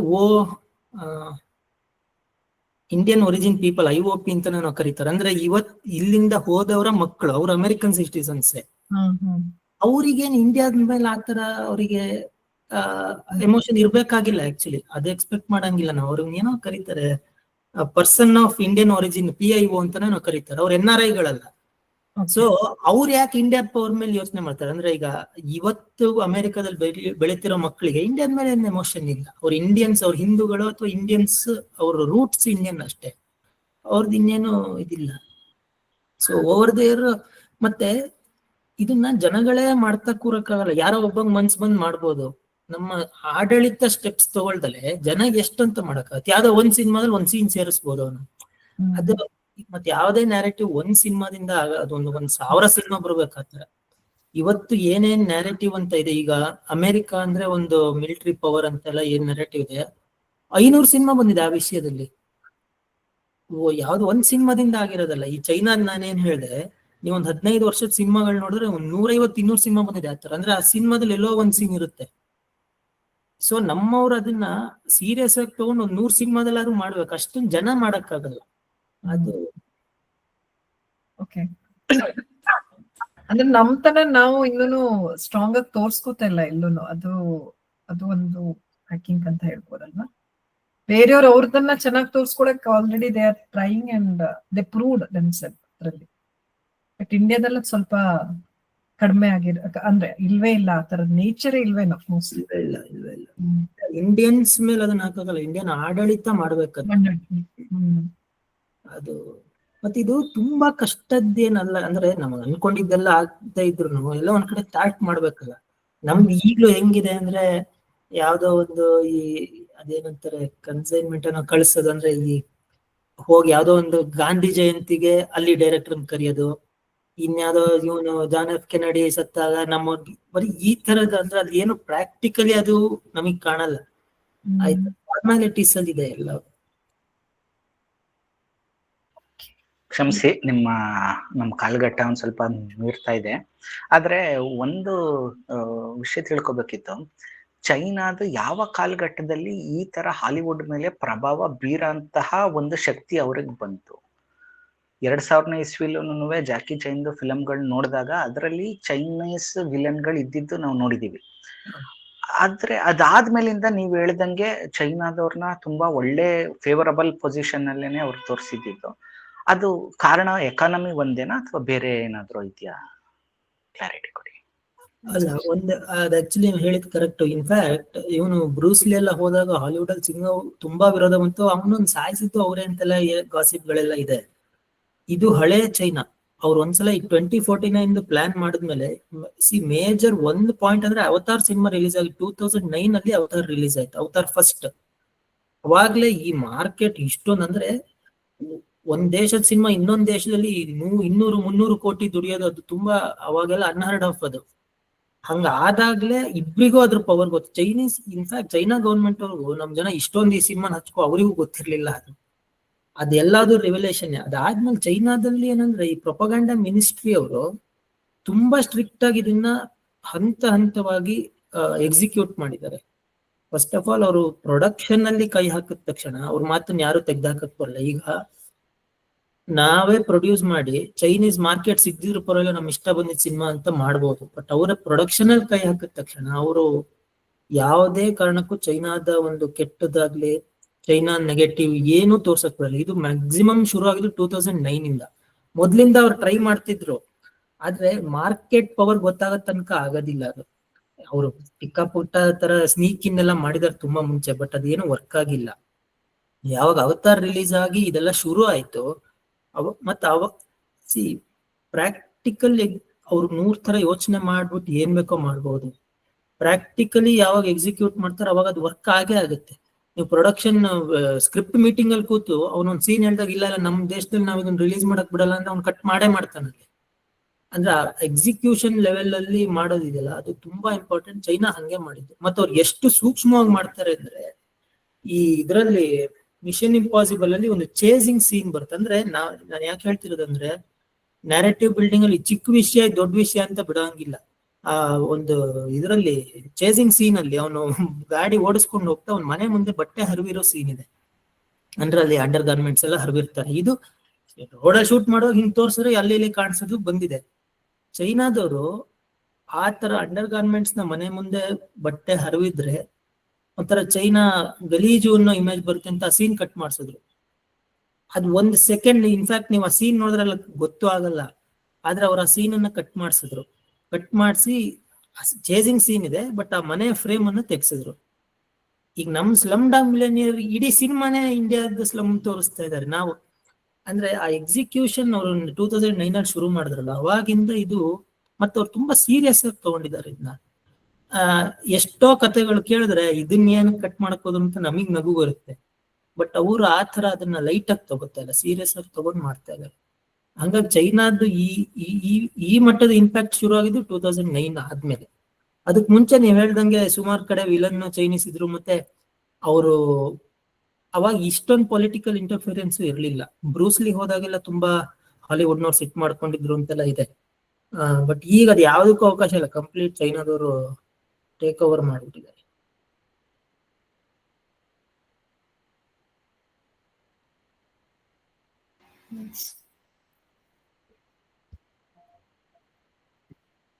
ಮತ್ತಾರಾದ್ರೂ ಪ್ರಶ್ನೆ ಕೇಳೋದಿದ್ಯಾ? ಏನಾದ್ರೂ ಹೇಳದಿದ್ರೆ ಹೇಳ್ಬೋದು. ನಮಸ್ಕಾರ. ಈಗ ಚೀನಾದಲ್ಲಿ ಹಾಲಿವುಡ್ನ ಸಿನಿಮಾಗಳು ಅಷ್ಟು ಪ್ರಸಿದ್ಧಿ ಪಡ್ತಿವೆ, ಜನ ಸಿಗ್ತಾರೆ. ಈ ಲ್ಯಾಂಗ್ವೇಜ್ ಬ್ಯಾರಿಯರ್ ಆಗೋದಿಲ್ವಾ ಅಥವಾ ಅವರು AI ಬಳಸ್ಕೊಳ್ತಾರ? ಇಲ್ಲ, ಎಲ್ಲರೂ ಡಬ್ ಮಾಡೇ ಬರೋದು. AI ಬಳಸ್ಕೊಳಲ್ಲ. ಇವರು ಆರ್ಟಿಸ್ಟ್ ಗಳ ಕೈಲೇ ಡಬ್ ಮಾಡಿಸ್ತಾರೆ. AI ಇಂದ ಯಾವ್ದನ್ನು ಇದ್ ಮಾಡಲ್ಲ ಅವರು. ಮತ್ತೆ ಚೈನಾದವ್ರು ಏನಂದ್ರೆ, ನೀವ್ ಡಬ್ ಮಾಡ್ಕೊಡಿ ಅಂತ ಹೇಳಲ್ಲ, ಕೊಟ್ಮೇಲೆ ಎಲ್ಲ ಅವರೇ ಡಿಸೈಡ್ ಮಾಡ್ತಾರೆ ಯಾರು ಡಬ್ ಮಾಡ್ಬೇಕು ಯಾರಿದು ಅಂತ. ಮತ್ತೆ ಇಂಡಿಯಾದಲ್ಲಿ ಏನಂದ್ರೆ, ಇಂಗ್ಲಿಷ್ ರಿಲೀಸ್ ಆಗುತ್ತೆ, ಅದ್ರ ಹಿಂದಿ, ತೆಲುಗು, ತಮಿಳು, ಮಲಯಾಳಂ ಡಬ್ ಆಗುತ್ತೆ. ಈಗ ಸ್ವಲ್ಪ ವರ್ಷದಿಂದ ಕನ್ನಡನೂ ಡಬ್ ಆಗುತ್ತೆ. ಅಂದ್ರೆ ಇಲ್ಲಿ ಮಾರ್ಕೆಟ್ ತುಂಬಾ ಫ್ರಾಗ್ಮೆಂಟೆಡ್ ಇದು. ಈಗ ಬೆಂಗಳೂರಲ್ಲಿ ನೀವು ಒಂದು ಹಾಲಿವುಡ್ ಸಿನಿಮಾ ರಿಲೀಸ್ ಆದ್ರೆ ಇಂಗ್ಲಿಷ್, ಹಿಂದಿ, ಕನ್ನಡ ಮೂರಲ್ಲೂ ರಿಲೀಸ್ ಆಗುತ್ತೆ. ಕೆಲವು ತೆಲುಗು, ತಮಿಳು ಅಂದ್ರೆ ಇಂಗ್ಲಿಷ್ ಸಿನಿಮಾದ ಎಲ್ಲಾ ಡಬ್ಬಿಂಗ್ ವರ್ಷನ್ ಬೆಂಗಳೂರಲ್ಲಿ ರಿಲೀಸ್ ಆಗುತ್ತೆ. ಚೈನಾದವ್ರು ಈ ತರ ಅದರ ಕಾಂಪ್ಲಿಕೇಶನ್ ಅವಕಾಶ ಕೊಡಲ್ಲ ಅವರು. ಮತ್ತೆ ಇಂಡಿಯನ್ ಮಾರ್ಕೆಟ್ಗೆ ರಿಲೀಸ್ ಮಾಡುವಾಗ ಯಾವ ಮಾರ್ಕೆಟ್ ಅಲ್ಲಿ ರಿಲೀಸ್ ಮಾಡ್ತಾರೋ ಅದಕ್ಕೆ ಡಬ್ ಮಾಡಿ ರಿಲೀಸ್ ಮಾಡ್ತಾರೆ ಹಾಲಿವುಡ್ನವರು. ಅದಕ್ಕೆ ಆರ್ಟಿಸ್ಟ್ ಗಳನ್ನ ಇಲ್ಲಿಂದಾನೆ ಸೆಲೆಕ್ಟ್ ಮಾಡ್ಕೋತಾರೆ. ನಾವು ಬೆಂಗಳೂರಲ್ಲೂ ಇದಾರೆ ಹಾಲಿವುಡ್ ಸಿನಿಮಾ ಡಬ್ ಮಾಡೋರು. ಆದ್ರೆ ಅದ್ರ ಎಲ್ಲ ಇನ್ಚಾರ್ಜ್ ಅವರೇ ತಗೋತಾರೆ ಸಿನಿಮಾದವ್ರು. ಅಂದ್ರೆ ಅವರು ಇವ್ರಿಗೆ ಕೆಲ್ಸ ಕೊಟ್ಟಂಗ್ ಲೆಕ್ಕ. ಚೈನಾದವ್ರು ಆತರ ಎಲ್ಲ ಅವಕಾಶ ಕೊಡಲ್ಲ. ಅವ್ರು ಏನ್ ಮಾಡ್ಬೇಕು ಅದನ್ನೇ ಮಾಡಿಸ್ತಾರೆ. ಅವರೇ ಮ್ಯಾಂಡ್ರಿನಿಗೆ ಡಬ್ ಮಾಡಿ ಮಾಡಿಸ್ಕೊತಾರೆ. ಅವರು ಭಾಷೆ ವಿಷಯದಲ್ಲಿ ಇದನ್ ಮಾಡೋದಿಲ್ಲ, ಇಂಗ್ಲಿಷ್ನೇ ಬಿಡೋದಿಲ್ಲ ಅವರು. ಎಲ್ಲಾದ್ರು ತುಂಬಾ ಮೆಟಿಕ್ಯುಲಸ್, ಅಂದ್ರೆ ಯಾವ ಅಂಶನೂ ಅವರು ಉಳಿಸಿಲ್ಲ. ಎಲ್ಲಾದ್ನೂ ಅವರೇ ಕ್ಯೂರೇಟ್ ಮಾಡ್ತಾರೆ, ಅವ್ರಿಗೆ ಹೆಂಗ್ ಬೇಕೋ ಹಂಗ್ ಮಾಡ್ತಾರೆ. ಮತ್ತೆ ಇಷ್ಟಾದ್ಮೇಲೆ ಕೂಡ ಚೈನಾ ಹೈಯೆಸ್ಟ್ ಸಿನಿಮಾಗೆ ಟ್ಯಾಕ್ಸ್ ಕಟ್ ಮಾಡೋದು. ಈಗ ಚೈನೀಸ್ ಮಾರ್ಕೆಟ್ ಅಲ್ಲಿ ಯಾವುದೇ ಸಿನಿಮಾ, ನೀವು ಡಬ್ಬಾ ಸಿನಿಮಾ ರಿಲೀಸ್ ಮಾಡಿದ್ರು 2-3 ಸಾವಿರ ಕೋಟಿ ದುಡ್ಡು ಬಿಡುತ್ತದೆ. ಯಾಕಂದ್ರೆ ಬಿಕಾಸ್ ನಂಬರ್ ಆಫ್ ಥಿಯೇಟರ್ಸ್ ಜಾಸ್ತಿ ಇರೋದ್ರಿಂದ. ಆದ್ರೆ ಅವ್ರು ಸಿಕ್ಕಾಪಟ್ಟೆ ಟ್ಯಾಕ್ಸ್ ಕಟ್ ಮಾಡ್ತಾರೆ. ಮತ್ತೆ ಡಿಸ್ಟ್ರಿಬ್ಯೂಟರ್ಸ್ ಕಟ್ ಜಾಸ್ತಿ ಅಲ್ಲಿ.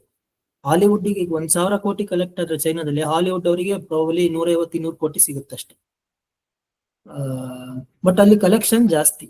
ಬಟ್ ಏನಂದ್ರೆ ಆ ಒಟ್ಟು ಮಾರ್ಕೆಟ್ ಗಾತ್ರ ಹೆಂಗಿದೆ ಅಂದ್ರೆ, ಅವ್ರು 80% ಕಟ್ ಮಾಡ್ಕೊಂಡು ಪರವಾಗಿಲ್ಲ, ನಮಗೆ ಆ ಮಾರ್ಕೆಟ್ ಬೇಕು ಅಂತ ಇದೆ ಅದು. ಈಗ ಇಲ್ಲಿ ಇಂಡಿಯಾದ್ದು ಒಂದು ಅಮೀರ್ ಖಾನ್ ಸಿನಿಮಾ ಬಂದಿತ್ತು, ನನ್ಗೆ ಹೆಸರು ನೆನಪಾಗ್ತಿಲ್ಲ. ಅದು ಚೈನಾದಲ್ಲಿ 1,000 ಕೋಟಿ ಸಿನಿಮಾ ಅದು. ಅಂದ್ರೆ ಇಂಡಿಯಾದಲ್ಲಿ 1,000 ಕೋಟಿ ಅಂದ್ರೆ ಹಿಸ್ಟ್ರಿನಲ್ಲೇ ಹೈಯೆಸ್ಟ್ ಗ್ರಾಸರ್ ಅಂತ. ಬಟ್ ಚೈನಾದಲ್ಲಿ ರಿಲೀಸ್ ಮಾಡಿದ್ರೆ 1,000 ಕೋಟಿ ದುಡ್ಡು ಬರುತ್ತೆ. ಅಂದ್ರೆ ಅದ್ರಲ್ಲಿ ಇವ್ರಿಗೆ ಕಟ್ ಬರೋದು 150 ಕೋಟಿ ಅಷ್ಟೇ. ಬಟ್ ಗ್ರಾಸ್ ಅಮೌಂಟ್ 1,000 ಕೋಟಿ ಇರುತ್ತೆ. ನೀವು ಕೇಳಿದ ಡಬ್ಬಿಂಗ್ ವಿಷಯದಲ್ಲಿ, ಸೊ ಅದನ್ನ ಚೈನಾದವ್ರು ಅಲ್ಲಿಗೆ ಮಾಡಿಸ್ಕೊತಾರೆ, ಮ್ಯಾಂಡ್ರಿನಿಗೆ ಮಾಡಿಸ್ಕೊತಾರೆ. ಮತ್ತೆ ಇನ್ಫ್ಯಾಕ್ಟ್ ಎಷ್ಟೋ ದೇಶಗಳಲ್ಲಿ ಆ ದೇಶದ ಭಾಷೆಯಲ್ಲಿ ಮಾತ್ರ ರಿಲೀಸ್ ಮಾಡಕ್ ಅವಕಾಶ. ಹೇಗೇನ್ ಇಂಡಿಯಾದಲ್ಲಿ ಮಾತ್ರ ನಮ್ದೊಂಥರ ಛತ್ರ ಆಗ್ಬಿಟ್ಟಿದೆ, ಏನ್ ಬೇಕೋ ಮಾಡ್ಕೋಬಹುದು. ಮೋಸ್ಟ್ಲಿ ನನಗನ್ಸಂಗ್ ಫ್ರಾನ್ಸ್ ಅಲ್ಲೂ ಈ ರೂಲ್ ಇದೆ, ಕೆಲವು ದೇಶಗಳಲ್ಲಿ ಇದೆ. ನೀವು ಆ ದೇಶದ ಭಾಷೆಯಲ್ಲೇ ಸಿನಿಮಾ ರಿಲೀಸ್ ಮಾಡ್ಬೇಕು, ಇದ್ರಲ್ಲಿ ರಿಲೀಸೇ ಮಾಡಲ್ಲ. ಸಬ್ ಟೈಟಲ್ ಗಿಫ್ಟ್ ಟೈಟಲ್ ಏನಿಲ್ಲ, ಡಬ್ಬಿಂಗ್ ಮಾಡೇ ಒಳಗ್ ಬಿಡೋದು ಅವ್ರು. ಇಂಡಿಯಾದಲ್ಲಿ ಮಾತ್ರ ಆ ತರ ಫ್ರೀ ಮಾರ್ಕೆಟ್ ಇರೋದು. Thank you.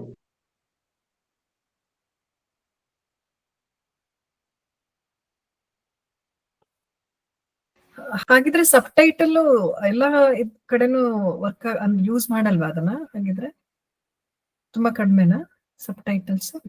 ಎಲ್ಲೆಲ್ಲಿ ಮೂಲ ಭಾಷೆಯಲ್ಲಿ ಅವಕಾಶ ಇದೆ ಆ ದೇಶಗಳಲ್ಲಿ ಸಬ್ ಟೈಟಲ್ ಯೂಸ್. ಸಬ್ ಟೈಟಲ್ ಇಲ್ಲದೆ ಯಾವ ಸಿನಿಮಾ ಅಲ್ಲ. ಈಗ ಏನಂದ್ರೆ ಇಂಟರ್ನ್ಯಾಷನಲ್ ರಿಲೀಸ್ ಆಗುತ್ತೆ ಸಿನಿಮಾ ಅಂದ್ರೆ ಸಬ್ ಟೈಟಲ್ ಕಂಪಲ್ಸರಿ. ಸಬ್ ಟೈಟಲ್ ಮತ್ತೆ 2-3 ರೂಲ್ ಬರ್ತು. ಒಂದು, so basic by default English sub title, ಮತ್ತೆ ಆ ದೇಶದ ಭಾಷೆಯ ಸಬ್ ಟೈಟಲ್ ಎರಡು ಕೊಟ್ರೆ ಮಾತ್ರ ಅಲ್ಲಿ ರಿಲೀಸ್ ಮಾಡೋದು. ಅದು ಅದು ಬೇರೆ ರೂಲು. ಬಟ್ ಡಬ್ಬಿಂಗ್ ಅವಾಗ ಏನಾಗುತ್ತೆ ಅಂದ್ರೆ, ಡಬ್ಬಿಂಗ್ ಆಗಿರೋ ಸಿನಿಮಾನು ಸಬ್ ಟೈಟಲ್ ಬರ್ತೀರಿ. ಎಷ್ಟೋ ಸಿನಿಮಾ ನೀವು ಕನ್ನಡ ನೋಡಿದ್ರೆ ಅದಕ್ಕೆ ಇಂಗ್ಲಿಷ್ ಸಬ್ ಟೈಟಲ್ ಬರ್ತಾ ಇರುತ್ತೆ ನಮ್ಮ ಥಿಯೇಟರ್ಗಳಲ್ಲಿ. ಯಾಕೆಂದ್ರೆ ಅದು ಇಂಟರ್ನ್ಯಾಷನಲ್ ರೂಲ್ ಅಷ್ಟೇ. ಅದು ಸಬ್ ಟೈಟಲ್ ಬಿದ್ದೇ ಇರುತ್ತೆ ಎಲ್ಲದಕ್ಕೂ. ಈವನ್ ನೀವು ನೆಟ್ಫ್ಲಿಕ್ಸ್ ಮತ್ತೆ ಪ್ರೈಮಿಗೆ ಅಪ್ಲೋಡ್ ಮಾಡ್ಬೇಕು ಅಂದ್ರೆ ಎಲ್ಲಾ ಭಾಷೆಯಲ್ಲೂ ಸಬ್ ಟೈಟಲ್ ಕೊಡ್ಬೇಕು. ಆಪ್ಷನ್ ಬರ್ತದೆ. ತುಂಬಾ ಸ್ವಲ್ಪ ಹೆಕ್ಟಿಕ್ ಕೆಲಸ ಆಕ್ಚುಲಿ ಅದು.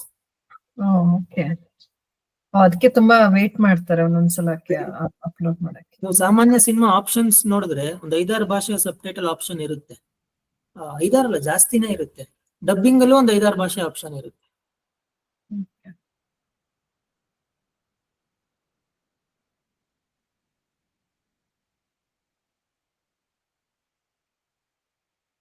ಅಂದ್ರೆ ಇನ್ನೊಂದು 10 ನಿಮಿಷ ಮುಂದುವರಿಸಬಹುದು, ಶುರು ಮಾಡಿದ್ದೆ ಲೇಟ್ ಆದ್ರಿಂದ. ಬೇರೆ ಏನಾದ್ರೂ ಪ್ರಶ್ನೆ ಕೇಳದಿದ್ರೆ ಕೇಳ್ಬೋದು.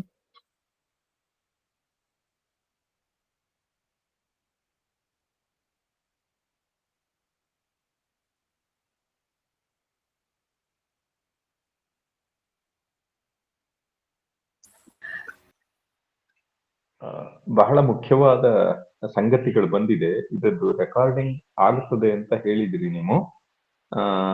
ಅದನ್ನ ಎಲ್ಲಿ ಹುಡುಕಿ ತಗೊಳ್ಬೇಕು? ಯಾಕಂದ್ರೆ ನನ್ನ ಅನೇಕ ಮಿತ್ರರಿಗೆ ಇದನ್ನ ಕಳಿಸ್ಬೇಕು. ನಾನು ದಿವಾಕರ್ ಹೆಗಡೆ ಅಂತ, ನಾನು ಮೈಸೂರಿನಲ್ಲಿ ಆಕಾಶವಾಣಿಯಲ್ಲಿ ಕೆಲಸ ಮಾಡ್ತಾ ಇದ್ದೆ. ಈಗ ರಿಟೈರ್ ಆಗಿ ಧಾರವಾಡಕ್ಕೆ ಬಂದು ಸೆಟ್ಲ್ ಆಗಿದ್ದೀನಿ. ಓಕೆ, ಇಲ್ಲ ನಾನು ನಿಮ್ಗೆ ಇದ್ರದ್ದು ಕಳಿಸ್ತೇನೆ. ನಾನು ಈ ಲಿಂಕ್ ಅನ್ನ, ರೆಕಾರ್ಡಿಂಗ್ ಲಿಂಕ್ ಅನ್ನ ಕಳಿಸ್ತೇನೆ ನಿಮ್ಗೆ. ಅರುಣ, ನಾನ್ ಅನ್ಕೊಳ್ಳೋದು ಈಗ ನನ್ನ ತಲೆಯಲ್ಲೂ ಚೀನಾ ಅಂದ್ರೆ ದೊಡ್ಡ ದೇಶ ಅಂತಾನೆ ತಲೆಯಲ್ಲಿದೆ. I think all because of ಎಲ್ಲ ನರೇಟಿವ್ಸ್ ಇಂದಾನೇ ಇರುತ್ತೆ ಅನ್ಕೋತೇನೆ. ಇಲ್ಲ, ನಾನು ಆಕ್ಚುಲಿ ಈಗ ಒಂದು 4-5 ವರ್ಷದ ಮುಂಚೆ PUC ಡಿಗ್ರಿ ಹುಡುಗರು ಒಂದು 8-10 ಜನನ ಸುಮ್ನೆ ರ್ಯಾಂಡಮ್ ಆಗಿ ಕೇಳ್ತಾ ಇದ್ದೆ. ಹಾಲಿವುಡ್ ಪ್ರಕಾರ ಬೆಸ್ಟ್ ಹ್ಯಾಕರ್ಸ್ ಯಾರು ಅಂದ್ರೆ ಎಲ್ರು ಅವ್ರು ಯಾರು ಇದು ಈ ವಿಷಯ ಸ್ಟಡಿ ಮಾಡಿರೋರಲ್ಲ. ಬಟ್ ಒಂಥರ ನ್ಯಾಚುರಲ್ ಆಗಿ ಚೈನೀಸ್ ಹ್ಯಾಕರ್ಸ್ ಅಂತ ಅಂದ್ರೆ ಅವ್ರಿಗೆ ಸಿನಿಮಾಗಳಲ್ಲಿ ನೋಡಿ ಅದು ತಲೆಯಲ್ಲಿ ಕೂತ್ ಬಿಟ್ಟಿದೆ. ಅದು ಒಬ್ಬ ಆವಿಡ್ ಹಾಲಿವುಡ್ ವಾಚರ್ ಆದ್ರೆ ಅವನಿಗೆ ಚೈನಾ ಬಗ್ಗೆ ಒಂದು ಇಮೇಜ್ ಅದು ಇಲ್ಲದೆ ಇರಕ್ ಸಾಧ್ಯನೇ ಇಲ್ಲ. ಇದು 100 ಉದಾಹರಣೆಗಳು ಇದೆ ಇದಕ್ಕೆ. ಹಾಗಾಗಿ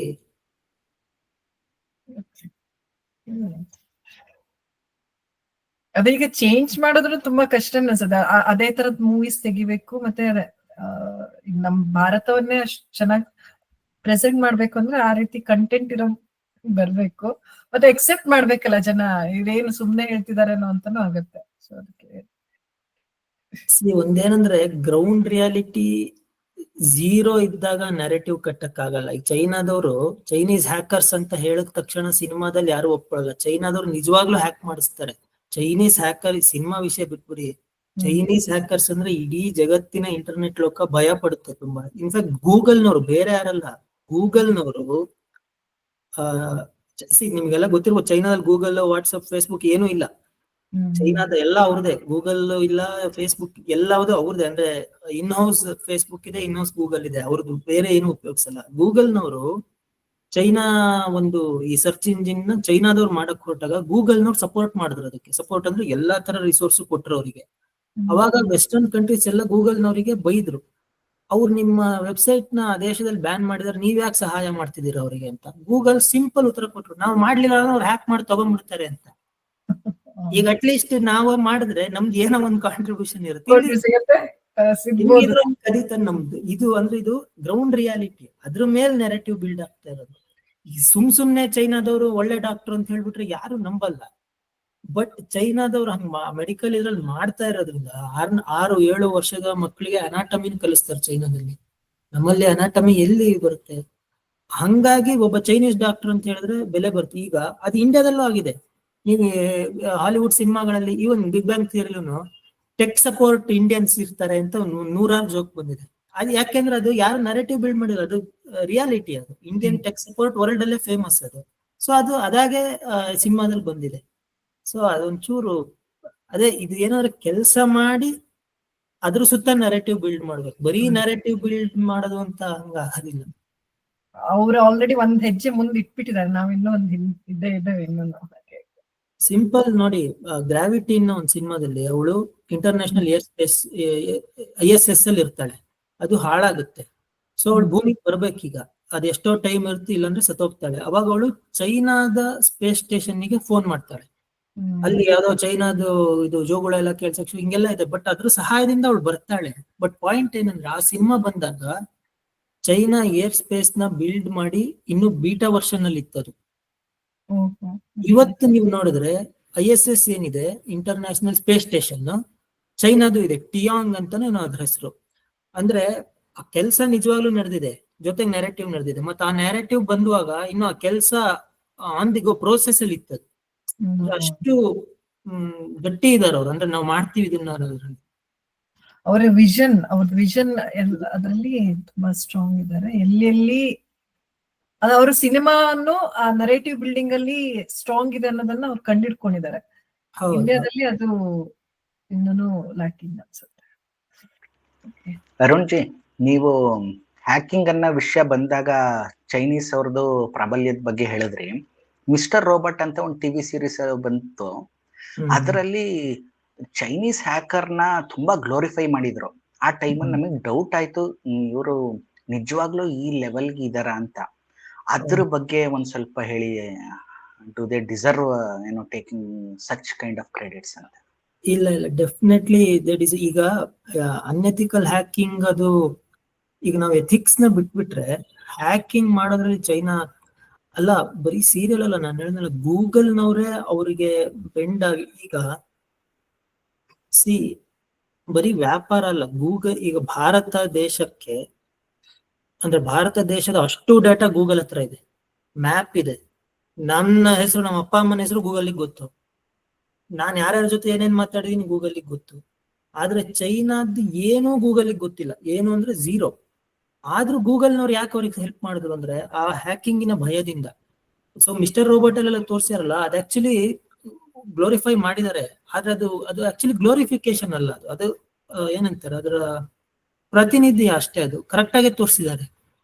ಮತ್ತೆ ಆ ಕ್ಯಾರೆಕ್ಟರೇ ಗ್ಲೋರಿಫೈ ಮಾಡ್ಬೇಕಾಗೂ ಇಲ್ಲ. ನೀವ್ ಯಾವ್ದೋ ಒಂದ್ ರ್ಯಾಂಡಮ್ ಸಿನಿಮಾ ನೋಡ್ತಾ ಇದ್ರೆ ಒಬ್ಬ ಚೈನೀಸ್ ಹ್ಯಾಕ್ ಮಾಡ್ತಾನೆ ಅಂದ ತಕ್ಷಣ ಇಡೀ ಆಫೀಸ್ ಅಲರ್ಟ್ ಆಗುವಂತ ಸೀನ್ಗಳು ಮಾಡ್ತಾರೆ. ಆಮೇಲೆ ಈಗ ಬಿಗ್ ಬ್ಯಾಂಗ್ ಥಿಯರಿಲಿ ಏನಾಗುತ್ತೆ ಅಂದ್ರೆ, ಅವನು ಒಬ್ಬ ಫ್ರೆಂಡ್ ಇನ್ನೊಬ್ಬ ಫ್ರೆಂಡ್ ಯಾವ್ದೋ ಒಂದು ಕಂಪ್ಯೂಟರ್ ಫೈಲ್ಸ್ ಡಿಲೀಟ್ ಆಗೋಗಿರುತ್ತೆ, ಹೇಗ್ ನೀನ್ ಮಾಡ್ದೆ ಅಂತ ಕೇಳಿದ್ರೆ ನಾನ್ ಮಾಡಿಲ್ಲ ಚೈನಾದವ್ರು ಮಾಡಿರ್ಬೇಕು ಅಂತ ಸುಮ್ನೆ ಹೇಳ್ತಾನೆ ಅವನು. ಇದೇನಂದ್ರೆ ಯಾರೋ ಕೂತ್ಕೊಂಡು ಗ್ಲೋರಿಫೈ ಮಾಡ್ಬೇಕಾಗೇ ಇಲ್ಲ, ಅಲ್ಲಿ ಸತ್ಯ ಇದೆ. ಮತ್ತೆ ಚೈನಾದವ್ರು ಒಂದ್ ಪಾಲಿಸಿ ಏನಂದ್ರೆ, ಇದು ಮತ್ತೆ ಎಲ್ಲಾ ರಿಸರ್ಚ್ ಮೆಟೀರಿಯಲ್ನು ಚೈನಾದವರು ಕದ್ದು ಆಗೋಗಿದೆ ಅಂತಾನೆ ಈಗ ಹೇಳೋದು ಎಲ್ಲಾರು. ಅಂದ್ರೆ ಜಗತ್ತಲ್ಲಿ ಏನೇನ್ ನಾಲೆಡ್ಜ್ ಬೇಸ್ ಇದೆ ಅದು ಆಲ್ರೆಡಿ ಚೈನಾದ ಹತ್ರ ಇದೆ, ಮತ್ತೆ ಅದೆಲ್ಲದು ಅನ್ಎಥಿಕಲ್ ಆಗಿ ಅಂದ್ರೆ ಕದ್ದಿರೋದೆ. ಇಲ್ಲೇನಂದ್ರೆ ಒಬ್ರು ಕದ್ದಾಗ ಅಥವಾ ಇದನ್ನ ಅನ್ಎಥಿಕಲ್ ಅಂತ ಹೇಳೋದು ಪನಿಷ್ಮೆಂಟ್ ಇದ್ದಾಗ, ಇಲ್ಲ ಏನೀಗ ಅಂದ್ರೆ ಏನು ಇಲ್ಲ ಅಷ್ಟೇ. ಸೊ ಇದು ಚೈನಾದವರು ಅಂದ್ರೆ ಇದು ಸಿನಿಮಾದಲ್ಲಿ ಗ್ಲೋರಿಫೈ ಮಾಡ್ತಿರೋದಲ್ಲ, ಇದು ನಿಜವಾಗ್ಲೂ ಮಾಡ್ತಾ ಇರೋ ಕೆಲಸ ಇದು. ಇನ್ನೊಂದು, ಚೈನೀಸ್ ರಿಸರ್ಚ್ ಸ್ಟೂಡೆಂಟ್ಸ್ ಇದಾರಲ್ಲ, ಅವ್ರನ್ನ ಚೈನಾ ಬಹಳ ಅಸೆಟ್ ಅಂತ ಕನ್ಸಿಡರ್ ಮಾಡುತ್ತೆ. ಅಂದ್ರೆ ಬೇರೆ ಬೇರೆ ದೇಶಗಳಲ್ಲಿ ಚೈನಾದ PhD ಅಥವಾ ಯಾವುದೇ ಟೆಕ್ನಾಲಜಿಯ ರಿಸರ್ಚ್ ಮಾಡ್ತಿರೋರು, ಅವರು ಚೈನಾದ ಅಸೆಟ್. ಅವ್ರ ಮೇಲೆ ಅವರು ತುಂಬಾ ಇನ್ವೆಸ್ಟ್ ಮಾಡ್ತಾರೆ, ಅವರಿಂದ ಎಲ್ಲಾ ವಿಷಯ ತೆಕ್ಕೋತಾರೆ. ಭಾರತಕ್ಕಾಗ್ಲಿ ಬೇರೆ ದೇಶಕ್ಕಾಗ್ಲಿ, ಈಗ ಭಾರತದಿಂದ ಒಬ್ಬ ನ್ಯೂ ಜೆರ್ಸಿಗೋ ಎಲ್ಲಿಗೋ ಯಾವ್ದೋ ಒಂದು ಟೆಕ್ನಿಕಲ್ ವಿಷಯದಲ್ಲಿ ರಿಸರ್ಚ್ ಮಾಡಕ್ ಹೋದ್ರೆ ಭಾರತಕ್ಕೆ ಅವನ ಮೇಲೆ ಏನು ಕಂಟ್ರೋಲ್ ಇಲ್ಲ. ಅವನಲ್ಲಿ ತುಂಬಾ ಚೆನ್ನಾಗೇ ಮಾಡ್ಬೋದು, ಬಟ್ ಅದು ಭಾರತ ಅಂದ್ರೆ ಅದು ಅವನ್ ಇಂಡಿವಿಜುವಲ್ ಅಚೀವ್ಮೆಂಟ್. ಅದು ಚೈನಾದಲ್ಲಿ ಹಂಗಿಲ್ಲ, ಅದು ಚೈನಾದ ಸ್ವತ್ತು ಅದು. ಸೊ ಇದೇನಂದ್ರೆ ಸಿನಿಮಾದಲ್ಲಿ ನಾವ್ ಏನ್ ನೋಡ್ತಾ ಇದೀವಿ ಅದು ಗ್ಲೋರಿಫಿಕೇಶನ್ ಅಲ್ಲ, ಅದು ಅಲ್ಲಿ ಏನ್ ನಡೀತಾ ಇದೆ ಅದನ್ನ ತೋರಿಸ್ತಾರೆ, ಅದನ್ನ ಎಕ್ಸಾಜರೇಟ್ ಅಫ್ಕೋರ್ಸ್ ಮಾಡೇ ಮಾಡ್ತಾರೆ. ಆದ್ರೆ ಅದು it is not far remote from reality, it is almost reality. Especially ಗೂಗಲ್ನವ್ರು ಭಯ ಪಡ್ತಾರೆ ಅಂದ್ರೆ ನೀವು ಅರ್ಥ ಮಾಡ್ಕೋಬೇಕು, ಗೂಗಲ್ ನಂತ ಕಂಪ್ನಿ ಅವ್ರು ಏನ್ ಬೇಕಾದ್ರೂ ಮಾಡ್ಬೋದು. ಈಗ ಇಂಡಿಯಾದಲ್ಲಿ ಈ ಫ್ರೀ ವೈಫೈ ರೈಲ್ವೆ ಸ್ಟೇಷನ್ ಅಲ್ಲೆಲ್ಲ ಮಾಡಕ್ಕೆ ಬರೀ ಭಾರತ ಇಷ್ಟು ದೊಡ್ಡ ದೇಶದ ಒಂದು ಗೌರ್ಮೆಂಟಿಗೆ ಸಾಧ್ಯ ಇಲ್ಲ. ಗೂಗಲ್ ಜೊತೆ ಟೈಅಪ್ ಮಾಡ್ಕೊಂಡು ಮಾಡಿದ್ರು, ನಿಮ್ಗೆ ನೆನಪಿರ್ಬೋದು, ಈಗ 4-5 ವರ್ಷದ ಮುಂಚೆ ಎಲ್ಲಾ ಪಬ್ಲಿಕ್ ಸ್ಪೇಸ್ ಗಳಲ್ಲಿ ಫ್ರೀ ವೈಫೈ ಕೊಡಕ್ಕೆ ಬರೀ ಭಾರತ ಸರ್ಕಾರ ಅಲ್ಲ ಮಾಡಿದ್ದ, ಗೂಗಲ್ ಜೊತೆ ಟೈಅಪ್ ಮಾಡ್ಕೊಂಡು ಮಾಡಿದ್ದು. ಚೈನಾದವ್ರಿಗೆ ಅದೇನು ಈಗ ಅದೇ ಹೇಳಿದ, ಅದು ಬಹಳ ಬೇರೆ ಅವ್ರದ್ದು. ಹಾಗಾಗಿ ಎಲ್ಲ ಅವ್ರದ್ದೇ ಇದೆ, ಗೂಗಲ್, ಫೇಸ್ಬುಕ್, ವಾಟ್ಸಪ್ ಎಲ್ಲ ಅವ್ರದ್ದೇ ಇದೆ. ಅದಕ್ಕೆ ಏನ್ ಬೇಕು ಅಂತ ಚೈನಾ ಡಿಮಾಂಡ್ ಮಾಡಿದ್ರೆ ಆ ಕಂಪ್ನಿಯವ್ರು ಕೊಡ್ತಾರೆ, ಯಾಕೆಂದ್ರೆ ಭಯಕ್ಕೆ.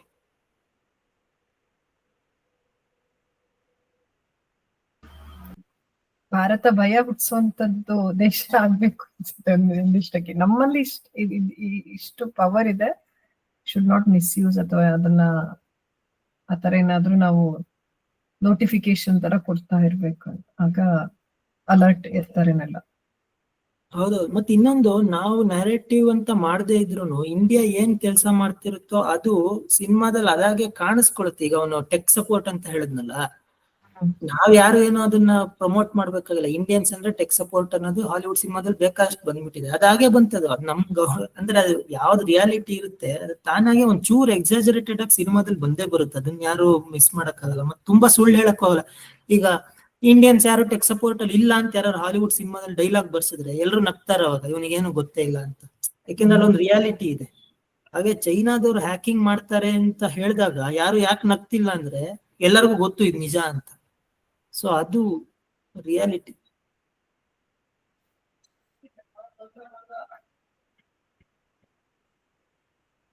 ಆಕ್ಚುಲಿ ಸೋಫಾ ತುಂಬಾ ಚೆನ್ನಾಗಿ ಕನ್ವರ್ಸೇಷನ್ ಇದೆಲ್ಲ ತುಂಬಾ ಚೆನ್ನಾಗಾಯ್ತು.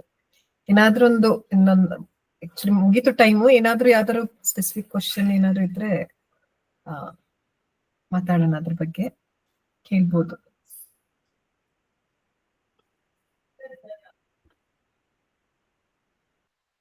ಕ್ವಶನ್ ಅನ್ನೋದಕ್ಕಿಂತ ಅವರು ಆ ವಿಷಯದಲ್ಲಿ ಅಧ್ಯಯನ ಮಾಡಿದರೆ ನಾವು ಕೇಳದೇ ಇರೋ ಅನೇಕ ಸಂಗತಿಗಳಿರಬಹುದು. ಇದೊಂದು ವಿಷಯ ನೀವು ಕೇಳಿಲ್ಲ, ಆದ್ರೆ ನಾನು ಹೇಳ್ಬೇಕು ಅಂತ ಹೇಳೋದಿದ್ರೆ ದಯವಿಟ್ಟು ಅವರೇ ಹೇಳಿ. ಅರುಣ್ ಅವರು. ಅದೇ ಅದು ಚೈನಾದ ಎಷ್ಟು ವಿಷಯ ಇದೆ ಅಂದ್ರೆ ಒಂದ್ ಸಿಂಪಲ್ ನೋಡಿ, ಒಂದು ಹಾಲಿವುಡ್ ಸ್ಕ್ರಿಪ್ಟ್ ಬರ್ದಿದ್ರು. ಅಂದ್ರೆ ಇದೆಲ್ಲ ಸ್ಕ್ರಿಪ್ಟ್ ಲೆವೆಲ್ ಅಲ್ಲಿ ಸಿನಿಮಾ. ಅದರಲ್ಲಿ ಈ ನಮ್ಮ ಇದಿದೆಯಲ್ಲ ಧೂಮ್ ಸಿನಿಮಾ, ಇಲ್ಲ ಅಂದ್ರೆ ಬ್ಯಾಂಕ್ ರಾಬರಿ ಎಲ್ಲ ಆಗುತ್ತಲ್ಲ, ಆ ತರ ಸೀನ್. ಅದ್ರಲ್ಲಿ ಏನಾಗುತ್ತೆ ಅಂದ್ರೆ ಅವನೊಂದು ಬ್ಯಾಂಕ್ ನ ದರೋಡೆ ಮಾಡಿ ದುಡ್ಡು ಎರಚ್ತಾನೆ. ಇವಾಗ ಬಡವ್ರು ಎಲ್ಲಾರು ಅದನ್ನ ತಗೊಂಡೋಗಿ ಲೈಫ್ ಸೆಟ್ಲ್ ಮಾಡ್ಕೋತಾರೆ ಅಂತ ಒಂದ್ ಸೀನ್ ಇತ್ತು. ಆ ಸೀನ್ ಹಾಲಿವುಡ್ ಸಿನಿಮಾದ ಸ್ಕ್ರಿಪ್ಟ್ ಅಲ್ಲಿ ಇದ್ದಿದ್ದು, ಇನ್ನು ಅದು ಡಿಸ್ಕಷನ್ ಬಂದಿದೆ ಅಷ್ಟೇ. ಆ ಸೀನ್ ನಡೆಯೋದು ಚೈನಾದಲ್ಲಿ. ಇಮಿಡಿಯೇಟ್ ಆಗಿ ಪ್ರೊಡ್ಯೂಸರ್ಸ್ ಏನ್ ಮಾಡಿದ್ರು ಅಂದ್ರೆ 2 ಪಾಯಿಂಟ್ ಅದನ್ನ ಸ್ಪೆಸಿಫಿಕ್ ಆಗಿ ಹೇಳ. ಆ ಸೀನ್ ಏನ್ 2 ಪಾಯಿಂಟ್ ಅಂದ್ರೆ, ಚೈನಾದ ಪೊಲೀಸ್ನವ್ರು ಇರೋ ಕಡೆ ಬ್ಯಾಂಕ್ ದರೋಡೆ ಆಗೋದಿಲ್ಲ, ನಮ್ಮ ಪೊಲೀಸ್ ಅಷ್ಟು ಕೇಪಬಲ್ ಇರ್ತಾರೆ. ಇನ್ನೊಂದು, ಯಾವನ ದುಡ್ಡು ಎಸೆದ್ರೆ ಚೈನೀಸ್ ಜನ ಅದನ್ನ ತಗೊಳ್ಳೋದಿಲ್ಲ, ಅವ್ರು ಕಷ್ಟಪಟ್ಟು ದುಡಿತಾರೆ.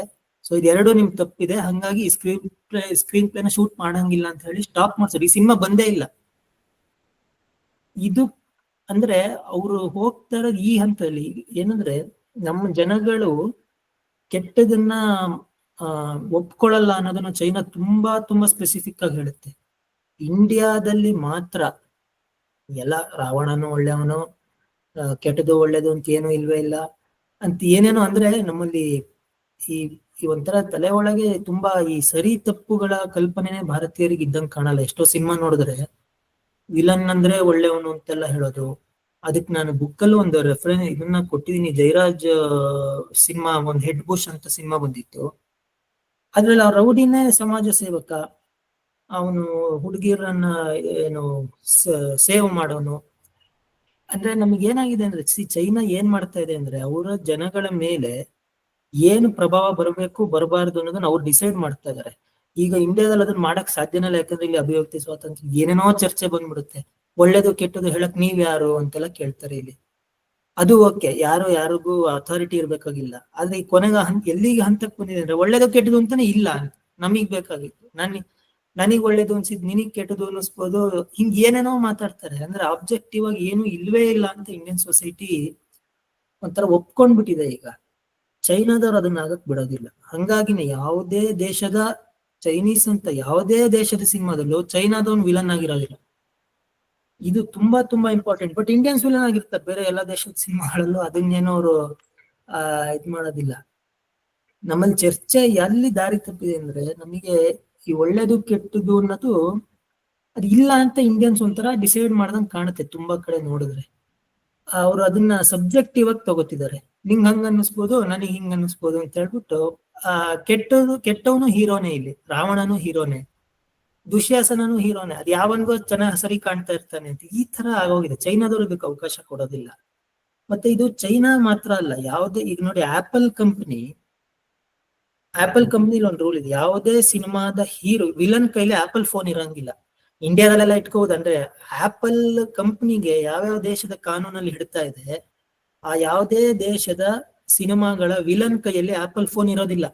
ಯಾಕೆಂದ್ರೆ ನಮ್ಮ ಪ್ರಾಡಕ್ಟ್ ವಿಲನ್ ಕೈಲಿದ್ರೆ ಅದು ಕೆಟ್ಟ ಸೂಚನೆ ಅಂತ ಅವರು ಹೀರೋ ಕೈಲಿ ಮಾತ್ರ. ಹಾಲಿವುಡ್ ನ ಯಾವುದೇ ಸಿನಿಮಾದಲ್ಲೂ ಹೀರೋ ಕೈ ಆಪಲ್ ಫೋನ್ ಇದ್ರೆ ಇರ್ಬೋದು, ಬಿಟ್ರೆ ಬಿಡ್ಬೋದು, ಬಟ್ ಅದು ಇದ್ರೆ ಹೀರೋ ಕೈಲಿ ಮಾತ್ರ ಇರುತ್ತೆ, ವಿಲನ್ ಕೈಲಿ ಇರೋದಿಲ್ಲ. ಅಂದ್ರೆ ಒಂದ್ ಕಂಪ್ನಿನೇ ಒಳ್ಳೇದು ಕೆಟ್ಟದ್ರ ಬಗ್ಗೆ ಇಷ್ಟು ಯೋಚನೆ ಮಾಡ್ತಿದೆ, ತಲೆ ಕೆಡಿಸ್ಕೊತಾ ಇದೆ. ಮತ್ತೆ 1-2 ಸಿನಿಮಾದಲ್ಲಿ ವಿಲನ್ ಕೈಲಿ ಫೋನ್ ಇದ್ದಾಗ ಏನಾಗಿದೆ ಅಂದ್ರೆ, ಆ ಸಿನಿಮಾದವರು ಆಪಲ್ ಕಂಪ್ನಿನ ಅಪ್ರೋಚ್ ಮಾಡಿ, ನಮಗೆ ಯಾಕೆ ಈ ಸಂದರ್ಭಕ್ಕೆ ಇವನ್ ಕೈಲಿ ಫೋನ್ ಇರಬೇಕು ಅಂತ ಒಂದು ಏನಂತಾರೆ ಅದಕ್ಕೆ ಡಿಫೆನ್ಸ್ ಕೊಟ್ಟು ಬಿಟ್ಟು ಅದನ್ನ ಶೂಟಿಂಗ್ ಪರ್ಮಿಷನ್ ತಗೊಂಡ್ರು. ಅಂದ್ರೆ ಒಬ್ಬ ಕೆಟ್ಟವನ್ ಕೈಲಿ ನನ್ ಫೋನು ಕಾಣಿಸ್ಕೋಬಾರ್ದು ಅಂತ ಆಪಲ್ ಕಂಪ್ನಿ ಯೋಚನೆ ಮಾಡ್ತಾ ಇದೆ. ಇಂಡಿಯಾದಲ್ಲಿ ಮಾತ್ರ ಅದೇ ಇಂಡಿಯಾದಲ್ಲಿ ಕೆಟ್ಟದ್ದು ಒಳ್ಳೇದು ಅಂತಾನೆ ಇಲ್ಲ ಅಂತ, ಎಲ್ಲ ಒಳ್ಳೇದೆ ಏನೇನೋ. ಅಂದ್ರೆ ನಮ್ಗೆ ಈ ಒಂದು ಸ್ವಲ್ಪ ಈ ವಿವೇಕ ಕಡಿಮೆ ಆದಂಗೆ ಕಾಣುತ್ತೆ. ಚೈನಾದಲ್ಲಿ ಆ ವಿಷಯದಲ್ಲಿ ತುಂಬಾ ಸ್ಟ್ರಿಕ್ಟ್ ಇದ್ದಾರೆ. ಅದು ಯಾವುದೇ ಸಿನಿಮಾದಲ್ಲೂ ಚೈನೀಸ್ ನ ವಿಲನ್ ಆಗಿ ತೋರ್ಸಕ್ ಬಿಡಲ್ಲ ಅವರು. ಅದು ಇದು ನಮ್ದು ನೇಚರ್ ನ ಹಾಗೆ, ಬಿಕಾಸ್ ನೀವ್ ಹೇಳ್ದಾಗಲ್ಲ ನಾನು ಒಂದೊಂದ್ಸಲ ಆತರನೇ ಯೋಚನೆ ಮಾಡ್ತಾನೆ, ಅಂದ್ರೆ ಸರಿನೋ ತಪ್ಪೋ ಅನ್ನೋದಲ್ಲ, ಒಂದು ಒಮ್ಮತದಲ್ಲಿ ಇರೋ ತರದ್ದು ಇಟ್ಸ್ ಅ ಹಾರ್ಮನಿ ಅಂತ ಅನ್ಕೋತಿರ್ತಾನೆ. ಗೊತ್ತಿಲ್ಲ, it's a very wrong thing to go with. It is called too much democracy. Okay okay. ಏನಂದ್ರೆ ಸರಿ ತಪ್ಪು ಅನ್ನೋದನ್ನ ಈಗ ಎಲ್ಲಾ ವಿಷಯದಲ್ಲೂ ಇದೇ ಸರಿ ಇದೇ ತಪ್ಪು ಅಂತ ಹೇಳಕ್ ಆಗಲ್ಲ ಅನ್ನೋದು ಒಪ್ಕೋ. ಸರಿ ತಪ್ಪೇ ಇಲ್ಲ ಅಂತ ಈಗ ಹೇಳ್ತಾ ಇರೋದು. ಅದಿಲ್ಲ, ಅದೇ ಏನಂದ್ರೆ ಈಗ ಒಬ್ಬ ರೇಪಿಸ್ಟ್ನು ಕೂಡ ಒಳ್ಳೆಯವನು, ಅವ್ನು ಯಾರೋ ಭಿಕ್ಷುಕಿಗೆ ಸಹಾಯ ಮಾಡ್ಬಿಟ್ಟ ಅಂತ ಅವನನ್ನ ಒಳ್ಳೆಯವನಾಗಿ ತೋರ್ಸೋದು, ಈ ತರ ಮತ್ತೆ ಇಂಡಿಯಾದಲ್ಲಿ ಈ ತರ ಎಷ್ಟು ಸಿನಿಮಾ ಬಂದಿದೆ ಅಂದ್ರೆ, ನಾನು ಅದೆಲ್ಲ ಆಕ್ಚುಲಿ ಈ ಚಾಪ್ಟರ್ ಒಂದು 30-35 ಪೇಜ್ ಕಟ್ ಮಾಡಿದೆ. ಯಾಕೆಂದ್ರೆ ಅದು ಬೆಳಿತಾನೆ ಹೋಯ್ತದು. ಏನೇನೋ ಸೀನ್ಗಳಂದ್ರೆ ಅದು ನಮಗೆ ಇದೇ ಇಲ್ಲ, ವಿವೇಕ ಅನ್ನೋದೇ ಇಲ್ಲ, ಅದು ಕಷ್ಟ. ನಮ್ಮ ಕನ್ನಡ ಇಂಡಸ್ಟ್ರಿ ತಗೊಂಡ್ರೆ ನೇರವಾಗಿ ಹೇಳ್ತಾರಲ್ಲ, ಯಾರಾದ್ರೂ KGF ಸಿನಿಮಾದ ಬಗ್ಗೆ ಪ್ರೆಸ್ ಮೀಟ್ ನಡಿಬೇಕಾದ್ರೆ ನಿರ್ದೇಶಕರು ಕೇಳಿದ್ರು, ನೀವು ಈ ಸಿನಿಮಾದ ಮುಖಾಂತರ ಏನ್ ಸಂದೇಶ ಕೊಟ್ಟಿದ್ದೀರಾ ಜನರಿಗೆ ಅಂದ್ರೆ, ನಾನೇನು ಸಂದೇಶ ಕೊಡೋಕಿಲ್ಲ, ನಾನು ದುಡ್ಡು ಮಾಡ್ಬೇಕು ಅಂತ ಬಂದಿದ್ದೀನಿ, ನನ್ನ ಇಷ್ಟ ಬಂದಾಗ ನಾನು ಫಿಲಮ್ ಮಾಡ್ತೀನಿ ಅಂತ ಹೇಳಿದ್ರು. ಸೊ ಈ ರೀತಿ ಮೆಂಟಾಲಿಟಿ ಇರೋರಿಗೆ ಇದು ಒಳ್ಳೇದು ಕೆಟ್ಟದ್ದು, ಇದು ಮಾಡ್ಬೇಕು ಮಾಡಬಾರ್ದು ಇಲ್ಲ. ಈಗ ಕೆಲವರು ಮೈಂಡ್ ಸೆಟ್ ಅಲ್ಲಿ ಬಂದ್ಬಿಟ್ಟಿರೋದೇನೋ, ಸಿನಿಮಾ ಇಂಡಸ್ಟ್ರಿ ಒಳ್ಳೆ ದುಡ್ಡಿದೆ, ಏನಾದ್ರೂ ಮಾಡೋಣ, ಯಾವನ್ನಾದ್ರೂ ಒಳ್ಳೆಯವನಾಗಾರ ತೋರ್ಸೋಣ, ಯಾವ ಸಂಸ್ಕೃತಿನಾದ್ರು ಹಾಳು ಮಾಡೋಣ, ಏನಾದ್ರು ಮಾಡೋಣ, ದುಡ್ಡು ಆಗುತ್ತಾ ನೋಡ್ತಾರ, ಸರಿ ಮಾಡಿ ಅಂದ್ಬಿಟ್ಟು ಮಾಡ್ತಾ ಇದಾರೆ. ಈ ತರ ಮಾನಸಿಕತೆ ಇರೋರ್ಗೆ ನಾವೇನು ಹೇಳಕ್ ಆಗಲ್ಲ. ಬಟ್ ಏನಂದ್ರೆ ಇಲ್ಲಿ ನನಗೆ ಅನ್ಸೋದು, ಯಾರಿಗೆ ಇದೆಲ್ಲ ತಪ್ಪು ಅಂತ ಅನಿಸ್ತಿದೆ ಅವರು ಸರಿ ತಪ್ಪು ಬಗ್ಗೆ ಸ್ವಲ್ಪ ಆಬ್ಜೆಕ್ಟಿವ್ ಆಗಿ ಯೋಚನೆ ಮಾಡೋ. ಈಗ ನನಗೂ ಯಾರು ಬಂದಿದ್ ಯಾಕೆ ತಪ್ಪು ಅಂತ ಕೇಳಿದ್ರೆ ಹೇಳಕ್ಕೆ ಗೊತ್ತಾಗಲ್ಲ. ಆದ್ರೆ ಆಬ್ಜೆಕ್ಟಿವ್ ಆಗಿ ಎಲ್ಲಾ ವಿಷಯನ ಆಬ್ಜೆಕ್ಟಿವ್ ಆಗಿ ಇರಲ್ಲ, ಅದು ಬೇರೆ. ಆದ್ರೆ ಏನೋ ಒಂದು ನೆಲೆ ಬೇಕಲ್ಲ, ಇದು ಸರಿ ಇದು ತಪ್ಪು ಅನ್ನಕ್ಕೆ. ಏನು ಇಲ್ವೇ ಇಲ್ಲ ಅಂತ ನಾವು ಮುಂದುವರಿತಾನೆ ಹೋದ್ರೆ ಅದು ಡ್ಯಾಮೇಜ್, ಅದ್ರ ಪಾಡಿಗೆ ಡ್ಯಾಮೇಜ್ ಆಗ್ತಾನೆ ಇರುತ್ತದು. ಈಗ ಚೈನಾದಷ್ಟು ಸ್ಟ್ರಿಕ್ಟ್ ಮಾಡಕ್ಕೆ ಇಂಡಿಯಾದಲ್ಲಿ ಅದು ಸಾಧ್ಯ ಇಲ್ಲ. ಅದು ಯಾಕೆ ಸಾಧ್ಯ ಇಲ್ಲ ಅಂತ ನಾನು ಹೇಳೋದು ಸ್ವಲ್ಪ, ಅದು ಏನಾಗುತ್ತಂದ್ರೆ, ಇಲ್ಲಿ ಯಾರ್ದೋ ಒಬ್ಬ ಸಿನಿಮಾದ್ ಬ್ಯಾನ್ ಮಾಡಿದ್ರು ಅನ್ಕೊಳ್ಳಿ, ಅವನ ಗುಂಪು ಶಕ್ತಿಯುತವಾಗಿದ್ರೆ, ಅಥವಾ ಅವನ ಅದ್ ಯಾವ್ದೋ ಒಂದು ಸೆಕ್ಟಿಗೆ ಸೇರಿದ್ರೆ, ಅವನ ಒಂದು ಜಾತಿಗೆ ಸೇರಿದ್ರೆ, ಅಥವಾ ಅವನ್ ಯಾವ್ದೋ ಒಂದು ಪ್ರದೇಶಕ್ಕೆ ಸೇರಿದ್ರೆ, ಅದೆಲ್ಲ ಕಾಂಪ್ಲಿಕೇಶನ್ ಆಗಿ ಹೋಗ್ಬಿಡುತ್ತೆ. ಮತ್ತೆ ಆ ಬ್ಯಾನ್ ಮಾಡ್ಬೇಕು ಅಂತ ಹೇಳಿದ ರಾಜಕಾರಣಿಗೂ ಇವಂದು ಬೇರೆ ಬೇರೆ ಜಾತಿ ಆಗಿದ್ರೆ ಸಿನಿಮಾ ವಿಷಯ ಹೋಗ್ಬಿಟ್ಟು ಆ ಜಗಳ ಶುರು ಆಗ್ಬಿಡುತ್ತೆ ಇಲ್ಲಿ. ಅಂದ್ರೆ ಇಲ್ಲಿ ಒಂದನ್ನ ಬೇಡ ಅಂತ ಹೇಳಕ್ಕಾಗ್ಲಿ, ಬೇಕು ಅಂತ ಹೇಳಿ ತುಂಬಾ ಕಾಂಪ್ಲಿಕೇಶನ್ಸ್ ಇದೆ. ಸೀದಾ ಈಗ ನನಗ್ ತಪ್ಪು ಅನ್ನಿಸ್ತು, ಇದು ಬೇಡ ಅಂತ ಹಂಗ್ ಹೇಳಕ್ ಬರಲ್ಲ ಇಲ್ಲಿ. ಅದು ಸ್ವಲ್ಪ ಕಾಂಪ್ಲಿಕೇಟೆಡ್ ಇಂಡಿಯಾ ಸಿಚುವೇಶನ್. ದಿವಾಕರ್ ಅವ್ರು ಹೇಳಿದಂಗೆ ಟೂ ಮಚ್ ಡೆಮೋಕ್ರಸಿ, ಎಲ್ಲರಿಗೂ ಸ್ವಾತಂತ್ರ್ಯ ಅನ್ನೋದು, ಅದನ್ನು ಬೇರೆ ವೇಯಲ್ಲೇ ಕನ್ವೆ ಆಗಿ ಜನರು ನಾನು ಏನ್ ಬೇಕಾದ್ರೆ ಹೇಳ್ಬೋದು, ಏನ್ ಬೇಕಾದ್ರೆ ಮಾಡ್ಬೋದು ಅನ್ನೋ ಇದ್ರಲ್ಲಿ. ಅದೇ ಕೊನೆಗೆ ಏನಂದ್ರೆ, ಅವಾಗ ಕೆಟ್ಟದನ್ನ ನಾನ್ ನೋಡಲ್ಲ ಅಂತ ಈಗೆಲ್ಲ ತುಂಬಾ ಫ್ಯಾಮಿಲಿಗಳು ಹಂಗೆ ತಾನೆ, ನಾವು ಮನೇಲಿ ಟಿವಿ ಹಾಕಲ್ಲ ಇಂಥ ಟೈಮ್, ಯಾಕೆಂದ್ರೆ ಅಲ್ಲಿ ಬರ್ತಿರೋದಂತೂ ಚೆನ್ನಾಗಿಲ್ಲ, ಬಟ್ ಅದನ್ನ ಹೇಳಿದ್ರೆ ಯಾರು ಕೇಳಲ್ಲ, ಸೊ ನಾವಂತೂ ನೋಡಲ್ಲ ಅಂತ. ಅಲ್ಲ, ಹಾಗೆ ಹೇಳಿ ಆ ಟೈಮ್ ಸ್ಲಾಟ್ ಅನ್ನೇ, ಅಂದ್ರೆ ಅದನ್ನ ಅವಾಯ್ಡ್ ಮಾಡೋ ತರನು ಮಾಡ್ಬೋದು, ಆ ವೇಯಲ್ಲಿ ಅವಾಯ್ಡ್ ಮಾಡ್ಬೋದೇನೋ. ಅದೇ ಸ್ಟ್ರಾಂಗ್ ಆಗಿ ಮೆಸೇಜ್ ಕನ್ವೆ ಆದ್ರೆ. ಓಕೆ, ಯಾರಿಗೆ ಇಂಟ್ರೆಸ್ಟ್ ಇದೆ, ಒಂದು ಈ ಬುಕ್ ಅಲ್ಲಿ ನಾನು ಸುಮಾರೆಲ್ಲ ಬಂದು, ಇದಲ್ದೆ ತುಂಬಾ ವಿಷಯ ಇದೆ. ಯಾರ್ಯಾರಿಗೆ ಚೈನಾದ್ದು ಇಂಟ್ರೆಸ್ಟ್ ಇದೆ ಅವರು ಸ್ವಲ್ಪ ಆ ಬುಕ್ ರೆಫರೆನ್ಸ್ ನಾನು ಏನ್ ಕೊಟ್ಟಿದ್ದೀನಿ ಅದನ್ನ ನೋಡ್ತಾ ಹೋದ್ರೆ ನಿಜವಾಗ್ಲೂ ನನಗೆ ಒಂಥರ ಚೈನಾದ ಮೇಲೆ ಗೌರವ ಬಂದ್ಬಿಡ್ತು ತುಂಬಾ. ಅಂದ್ರೆ ಒಂದು ಎಕ್ಸಿಕ್ಯೂಷನ್ ಅಷ್ಟು ಚೆನ್ನಾಗಿ ಮತ್ತೆ ಅಷ್ಟು ಕನ್ಸಿಸ್ಟ್, ಎಷ್ಟು ವರ್ಷಗಟ್ಲೆ ಇದೆಲ್ಲ 2-3 ದಿನದಲ್ಲಿ ಆಗೋದಿಲ್ಲ, ವರ್ಷ ಹೇಳಿದ ಮಾಡಿರೋದು, ಅದೊಂದು ಅಧ್ಯಯನ ಯೋಗ್ಯ ವಿಷಯ. ಮತ್ತೆ ಸೊ ಅದೇ ನಾನು ಒಂದೊಂದ್ಸಲ ಅದೇ ಯೋಚನೆ ಮಾಡ್ತೇನೆ. ಈಗ ಮೊದ್ಲೆಲ್ಲ, ಈಗ ರಾಜ್ಕುಮಾರ್ ಟೈಮಲ್ಲೆಲ್ಲ ಕೂಡು ಕುಟುಂಬದ ಕಥೆಗಳೇ ಜಾಸ್ತಿ ಇದ್ದಿದ್ದು. ಅದಾದ್ಮೇಲೆ ಇಷ್ಟು ಕಡಿಮೆ, ಅಂದ್ರೆ ಈಗ ಕುಟುಂಬ ವ್ಯವಸ್ಥೆದೆ ಅವ್ರ focus was on, I think ನಾನ್ ನೋಡೋದ್ ಪ್ರಕಾರ ಸಾಮಾಜಿಕವಾಗಿ ಕುಟುಂಬದ ಮೇಲೆ ಕಥೆದಲ್ಲಿ ಸಿನಿಮಾ ಮಾಡ್ತಿದ್ರು. ಈಗ ಬರ್ತಾ ಬರ್ತಾ ಕಥೆಗಳ ಡೈರೆಕ್ಷನ್ ಚೇಂಜ್. ಓನ್ಲಿ ಅದೇ ಅಪ್ಪ ಅಮ್ಮನ್ ಅಂತೂ ಈಗ ಇರ್ತಾರೆ ಸದ್ಯಕ್ಕೆ, ಗೊತ್ತಿಲ್ಲ ಮುಂದೆಲ್ಲ ಅವ್ರನ್ನು ಕನ್ಸಿಡರ್ ಮಾಡ್ತಾರಲ್ಲೋ ಕಥೆಯಲ್ಲಿ ಗೊತ್ತಿಲ್ಲ. ಬಟ್ ಆತರ ಚೇಂಜಸ್ ಆಲ್ರೆಡಿ ಆತರ ಇವಾಲ್ವ್ ಆಗ್ತಾ ಇದೆ ಅಂತ ಅನಿಸ್ತು.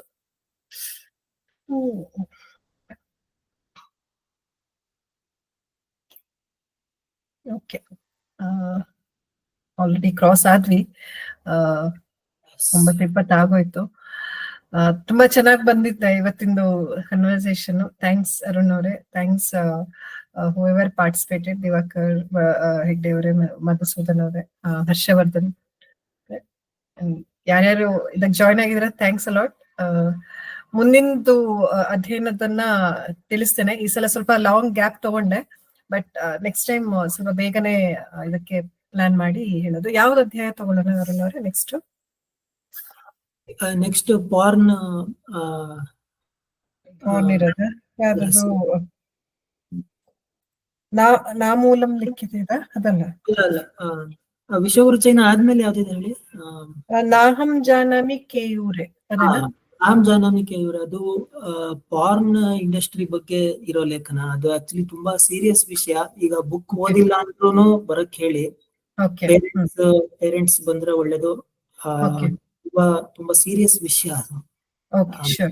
ಅದು ಪಾರ್ನ್ ಇಂಡಸ್ಟ್ರಿ ಬಗ್ಗೆ.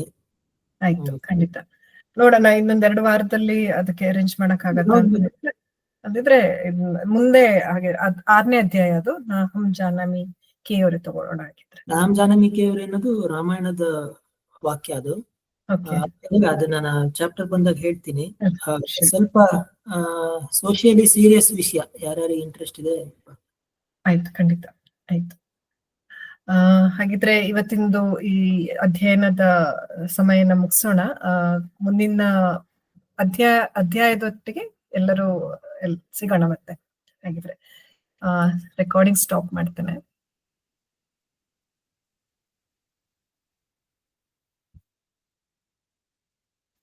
ಓಕೆ.